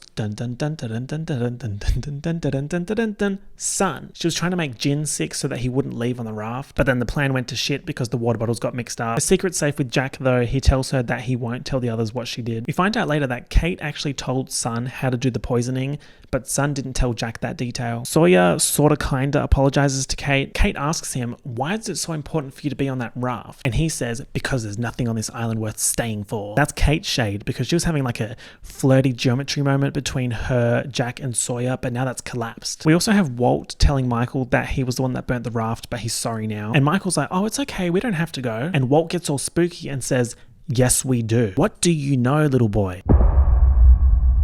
Okay, so episode 23, finale part 1. It's getting so serious. Actually, I might take my jacket off. That's how serious it is. The season finale is actually 3 episodes. Well, technically it's 2 episodes, with part 1 being 1 hour and part 2 being 2 hours, but I'll just refer to them as parts 1, 2, and 3. And all 3 parts are just excellent. This has a 9.0 on IMDb. These are also the first episodes to have multi-character flashbacks. Flashback 1 is Walt watching cartoons in the hotel room at 5:23 a.m. Michael gets shitty and Walt cracks it and tries to run out of the hotel, causing a commotion in the hallway, being like, you're not my dad. Flashback 2 is a flashback and he's in the airport lounge having a drink when this lady sits down and orders a tequila and tonic with a wedge of lemon. She asks Jack why he was yelling at the check-in lady and says that she's on the same flight. She's very forward. She's like, oh, your dad died? How? Are you married? And Jack says, no, not anymore, which is interesting. Now, this girlie's name is Ana Lucia, and she says that her seat is 42F, back of the plane vibes. As we know, Jack's seat number is 23B. She goes to make a phone call and says they'll have another drink on the plane. Flashback 3 is Sawyer in a police station. Apparently, he headbutted Warren Truss, the Minister of Agriculture, Fisheries and Forestry, in a bar. We also finally get Sawyer's real name. It's James Ford. The police officer with a terrible Australian accent says, "You're not worth what it costs us to incarcerate you. You're being deported and your flight leaves this afternoon." Flashback 4 is Kate and the marshal declaring the guns case, and he's being an ass and taunting her with the toy plane, which we now know means a lot. He also says that with the bank robbery, she left all the money in the bank. The only thing she took was the toy plane, because it's the only thing she cares about. In flashback 5, Saeed goes up to random lady Shannon and asks her to look after his bag for a moment. She's like, yeah, whatever, but then gets into a fight with Boone and leaves the bag unattended. Boone's saying, oh, you never do anything. And she's like, you don't know what I'm capable of. And then she goes and tells a security guard that some Arab guy left his bag and walked away as like a, how's that? To Boone. Oh, that's not. In flashback 6, Sun accidentally spills coffee on Jin and there's this fucking racist lady saying shit behind her. On the beach, it's day 44 and we're starting off with a bang because Russo has just walked into camp, rifle in hand. She's staring at Claire and the baby and Saeed's like, hey babe, like what's going on? Like, what are you doing here? You're so crazy. Like, what are you doing? Russo says, the others are coming. And then boom, opening theme. The others are coming. Like, so good. That's that good shit. That's that tasty, delicious shit. Like, I would do the licking fingers like, but I can't because I was touching a rusty screwdriver. Russo tells them about how her team got stranded on the island when she was 7 months pregnant. She delivered the baby herself and they were only together for a week before she saw the black smoke. A pillar of black smoke 5 kilometers inland. And then that night, #they came and took her. Her as in the baby Russo, Alex Russo of Waverly Place fame. And Russo's saying, well, you better watch out because they're coming again. You have 3 choices. Run, hide, or die. At this point, everyone's been through so much shit. So they're just kind of like, right. But then they see the black smoke and they're like, oh shit, the French lady's kind of making points right now. Yes, black smoke. Bonjour. Do you speak English? Rousseau's like, well, sucks for you guys. I can disappear into the jungle so easily. But your camp has 40 plus people. How are you going to hide them all? Enter stage left, Miss Hatch. They take Rousseau to the hatch and she's like, what the fuck is this? If you think about it, they kind of out-explored her in this instance. Like, she's been there for 16 years and didn't know about the hatch. Kind of embarrassing. Now remember, she famously blew up her French lady lair when Hurley came looking for her. So Locke's like, where's the dynamite? Dinamite, must be Italian. She's like, oh, we gotta go to the Black Rock to get that. In the Dark Territory. Capital D, capital T, Dark Territory. Random character Arts is like, oh, you need me to help you handle the dynamite because you don't know how long it's been there or what condition it's in. He's so random, like so low impact. Jack gives Sawyer a gun just in case anything goes wrong on the raft. He might not be back in time before the raft leaves, and Sawyer's the only one on the raft who knows how to use a gun. The two of them say goodbye to each other. They're famously 2/3 of the floated geometry. Sawyer finally tells Jack that he met his dad in a bar, and that Christian wanted to call Jack and say he's sorry and that he's proud and he loves him. Something tells me he never got around to making that call. That was so bad, sorry. The Sawyer redemption arc is in full swing. Jack's over here crying. That interaction is actually so sweet. My man, my man, my man. Charlie's collecting messages in a bottle to put on the raft. Bomb Squad says goodbye to the raft squad. It's very emotional. I mean, they've fucking been through it together. Kate wants to say goodbye to Sawyer, but he's not there, which is sad. Missed connections. We hate to see it. Walt gives Vincent to Shannon, of all people. He says that Vincent will take care of her because Vincent took care of him when his mum died. You can talk to him about Boone if you want. Stop being sweet. I still haven't forgiven you for burning the raft. Saeed gives raft squad this radar emitter he pulled from the crashed Lock plane for them to use with a radio transmitter and a flare gun also from the plane. Yeah, it's a bit convenient that tech works in this instance, but whatever. Sun gives Jin a book with Korean to English translations so that he can communicate on the boat. I can't do it. It's too sweet. I can't do it. The sugar content's too high. Jin apologizes to Sun and Sun says, I'm sorry too. You don't have to go. Now, interestingly, Jin says, I think I'm in this place because I'm being punished. And he's still going on the raft, not to get away from Sun, but to save her. They're crying and hugging, bruh. I love them so much. Oh my God. I'm so glad they patched things up before he left because it's possible that they might never see each other again. Don't forget that. The raft could sink or they could get rescued but not be able to find their way back to the island. So the Bomb Squad X-Men team is Russo, Locke, Jack, Kate, Hurley, and Arzt. I'm kind of questioning this because why would Saeed not be with them? He's got the most military experience and he knows Rousseau, so it doesn't really make sense that he's not there. And why is Hurley there? Later on, because Hurley's with the bomb squad, things happen that make sense with Hurley, and because Saeed's somewhere else, that allows other things to happen. So it makes sense in a convenient way, but in terms of like a realism way, it's like, But then again, like, am I really going to pinpoint issues with realism on Spooky Island. Anyway, on their way to the dark territory, Locke sees that Russo has scratches on her arm, and she says that she got them from a bush. That's one angry bush. So they arrive at the dark territory. Russo says, This is where it all began, when my team got infected. When Montan lost his arm. we must move quickly. Montan lost his what? I didn't realize it was that serious. Then the bomb squad gets chased by the monster. Everyone runs and hides in the trees except for Locke and Hurley. Locke's just like, oh, stand still, bro. It's not that serious. It's going the other way anyway. Rousseau tells Jack and Kate that the monster is a security system designed to protect the island. Oh, okay.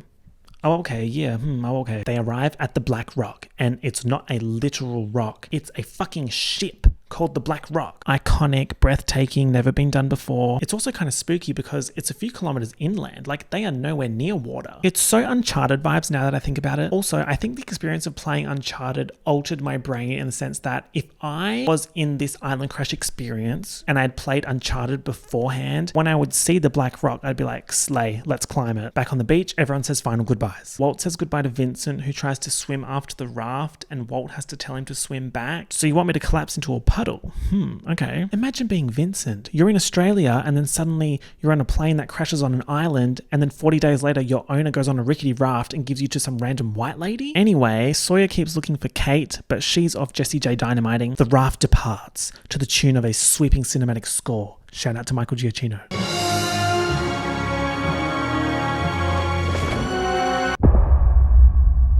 So finale part 2, which has a 9.2 on IMDb. You could cut the tension with a rusty screwdriver. Like, tensions are so high right now. In light of the black smoke warning and possible others' infiltration, everyone on the beach is moving to the caves before sundown. Charlie wants a gun to protect Claire, but Saeed won't give it to him. Give me a gun. I mean, Charlie's track record with guns is not great, so I probably would have also said no. Let's get into these episode 24 flashbacks. Flashback 1 is Jin going to the bathroom after coffee spillage gate and Saeed being let go by police after unattended baggage gate. In the bathroom, Jin runs into a white guy speaking Korean who says he works for Mr. Paik and knows Jin is planning to run away, and he says he has no choice but to deliver the watch or he'll lose Sun. You are not free. Flashback 2 is Charlie being a drug addict, and flashback 3 is Michael calling his mum in the airport asking if she can raise Walt, and Walt overhears, so Michael's like, oh, that's not. At the Black Rock, Rousseau's like, dynamite's in there, have fun, I'm off, and she disappears into the jungle. Excuse me, where are you going? Jack, Kate, and Locke go into the spooky ship, and Hurley and Arzt wait outside. Arzt tells Hurley that he feels like he's not cool enough to be in the cool kids clique with Hurley, Kate, Locke, Jack, etc. Simply put, Arzt has beef. You people think you're the only ones doing anything of value. I get the frustration though, like, he knows he's not that girl. I said this before, but if I was one of the original survivors and I wasn't included in the cool fun shit, I'd be pissy too. Locke deducts that the Black Rock must have been a slave ship from Eastern Africa heading to a mining colony. Inside, they find the dynamite crate and bring it out, and Arzt is like, put that down now. He explains that old dynamite is so dangerous to hold because it sweats nitroglycerin. He grabs one stick of dynamite and wraps it up in Kate's shirt, and he's running his mouth, and then he blows up.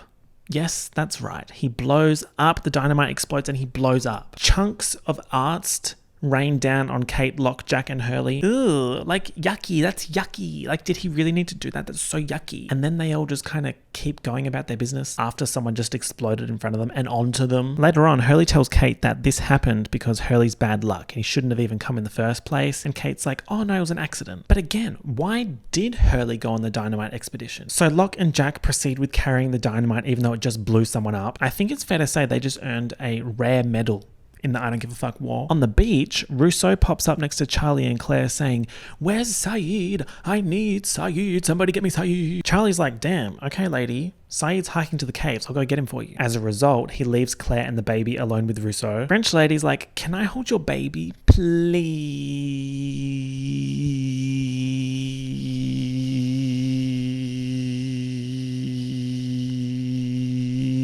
And then Claire sees the scars on Rousseau's arm and remembers giving Rousseau those scars in the jungle from her memory loss Ethan era. We still don't know anything about what happened between her being taken by Ethan and Locke and Boone finding her stumbling through the jungle. How Rousseau and the scratches fit into that, we have absolutely no idea. So upon this scratched arm realization, Claire starts spinning the fuck out. Charlie catches up to Saeed and they run back to the beach to find Sun screaming for help. Claire's been knocked out, her head is bleeding, and the baby's gone. Rousseau took the baby. Charlie punches punches Saeed because this is apparently all his fault because he didn't give Charlie a gun. Again, I'm team Saeed on this. Saeed reckons he knows where Russo's going with the baby, so him and Charlie are going to go catch her. His theory is that she's going to the Black Smoke to trade Claire's baby for her daughter that was snatched 16 years ago. And because they're stepping out on this little dangerous adventure, Saeed does give Charlie the gun. As they're leaving, Claire tells Charlie to get Aaron back. So there you go. The baby's name is Aaron. Also, this is our plot convenience reason as to why Saeed didn't join the dynamite excursion. Russo needed to be looking for Saeed when she came to the beach so that she could snatch the baby. But then also, I guess she probably wouldn't have known that Saeed wasn't going to be at the beach and was going to be at the caves, so then Charlie could go get Saeed, leaving Claire alone. I wonder how it would have played out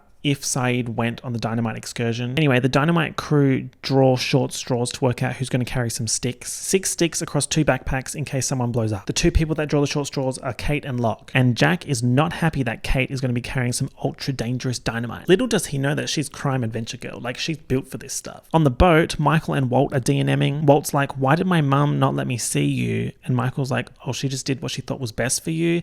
And Walt's like, well, she was wrong. That is so father-son redemption arc. As you can probably tell by now on this show, lost giveth and then lost taketh away. Because as soon as we get this nice moment, the raft hits a log and loses its rudder, so Sawyer has to dive in after it. They get it back, but in the process, Michael sees that Sawyer has a gun. Remember, it's the gun that Jack gave Sawyer. At the caves, Sun is talking to Shannon and says, do you think that everything that's happening here is happening because we're being punished by fate for everything that we did before? Claire chimes in like, no flops, there's no such thing as fate. If anyone would believe fate is real, wouldn't it be Claire, based on the little psychic extravaganza eleganza experience? This, of course, is a continuation of the conversation that Sun had with Jin. I also think this might be the first Shannon and Sun interaction, and I really like their energy, so I wish there had been more. Saeed and Charlie are running through the jungle to the Black Smoke, and they take a break at the Boone crash plane, the Nigerian heroin smuggling plane. Charlie's looking at it like, wait, I know someone who loves heroin. Dynamite Squad is now making their way to the hatch with the nitroglycerin in tow, and they see this fuck off big bird, and that will become important, but like much, much later.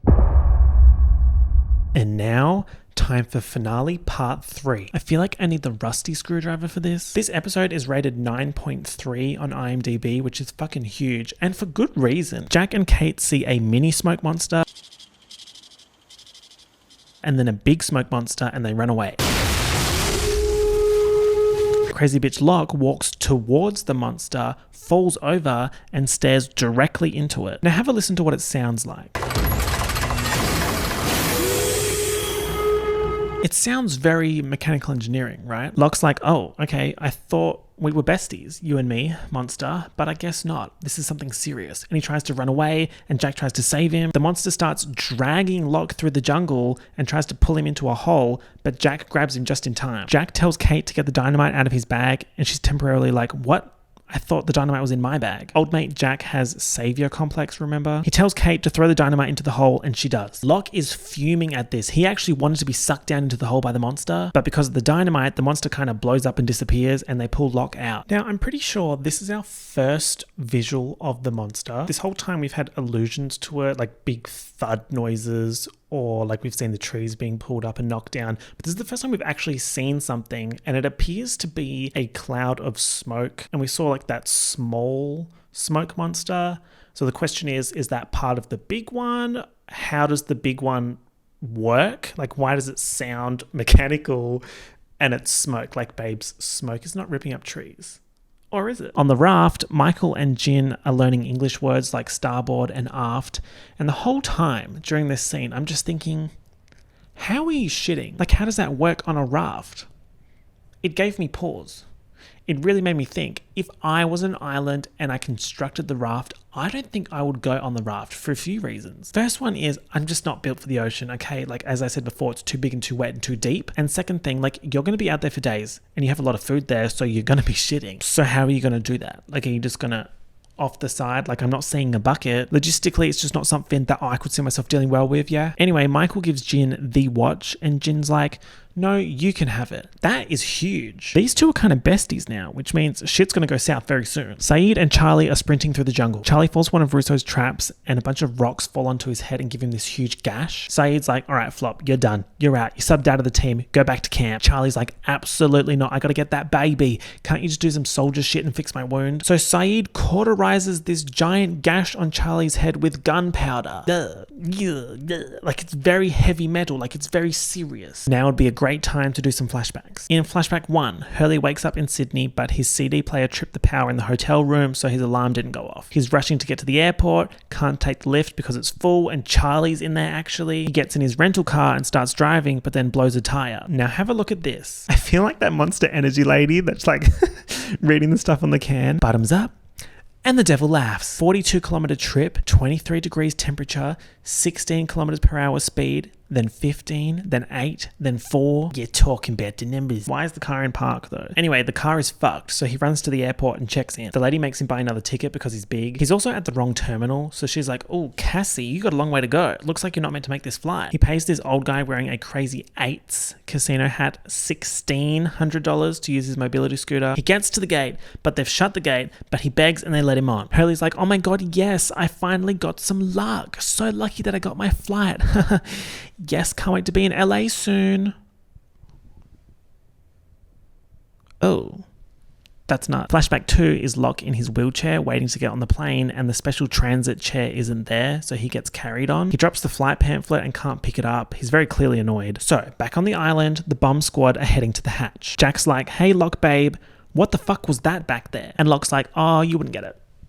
It wasn't going to attack me, I was being tested. See, Jack, you're a man of science, and I'm a man of faith. Isn't it suspicious that we crash landed with so little injuries? It wasn't an accident, we were brought here for a reason. Jack's not having a bar of it, especially when Locke says that the person who brought them all to the island was the island, and that Boone was a sacrifice that the island demanded. And apparently all of this is happening just so that they can open the hatch. You know what? Locke is committed to being a loose unit, and I respect that. He just says anything. Maybe Locke has say anything-itis. They arrive at the hatch. It's nighttime, by the way, in case you couldn't tell by the poorly lit pictures. Locke asks Hurley to take the extra dynamite sticks a distance back so they don't blow up. Kate runs the fuse. Locke and Jack rig the charges. Quick cut to the raft squad. At sea, Sawyer is checking the radar. Michael thinks that Sawyer wants to die. Whoa, why else would he want to risk his life to save everyone? Either he's a hero or he wants to die. And then, oh my god, something pops up on the radar. Saeed and Charlie arrive at the Black Smoke origin point. It's just a random fire on a beach with no footprints near it. They can hear Aaron crying in the bushes. Rousseau comes out crying saying, they were not here. Huh? She says she thought she could have traded the baby for her daughter, but they never came. But she heard whispers saying that they were coming for the boy. Oh. Well, it would seem that there's actually another boy. On a raft. At the hatch, the bomb squad finishes their setup and they're about to blow the door. Hurley drops his extra dynamite off and goes to meet them to light the fuse. He walks past the hatch, drops his torch, goes to pick it up. What does he see on the side of the hatch? The numbers. You're talking about the numbers. These are bad news, cursed numbers, remember? He starts yelling, stop!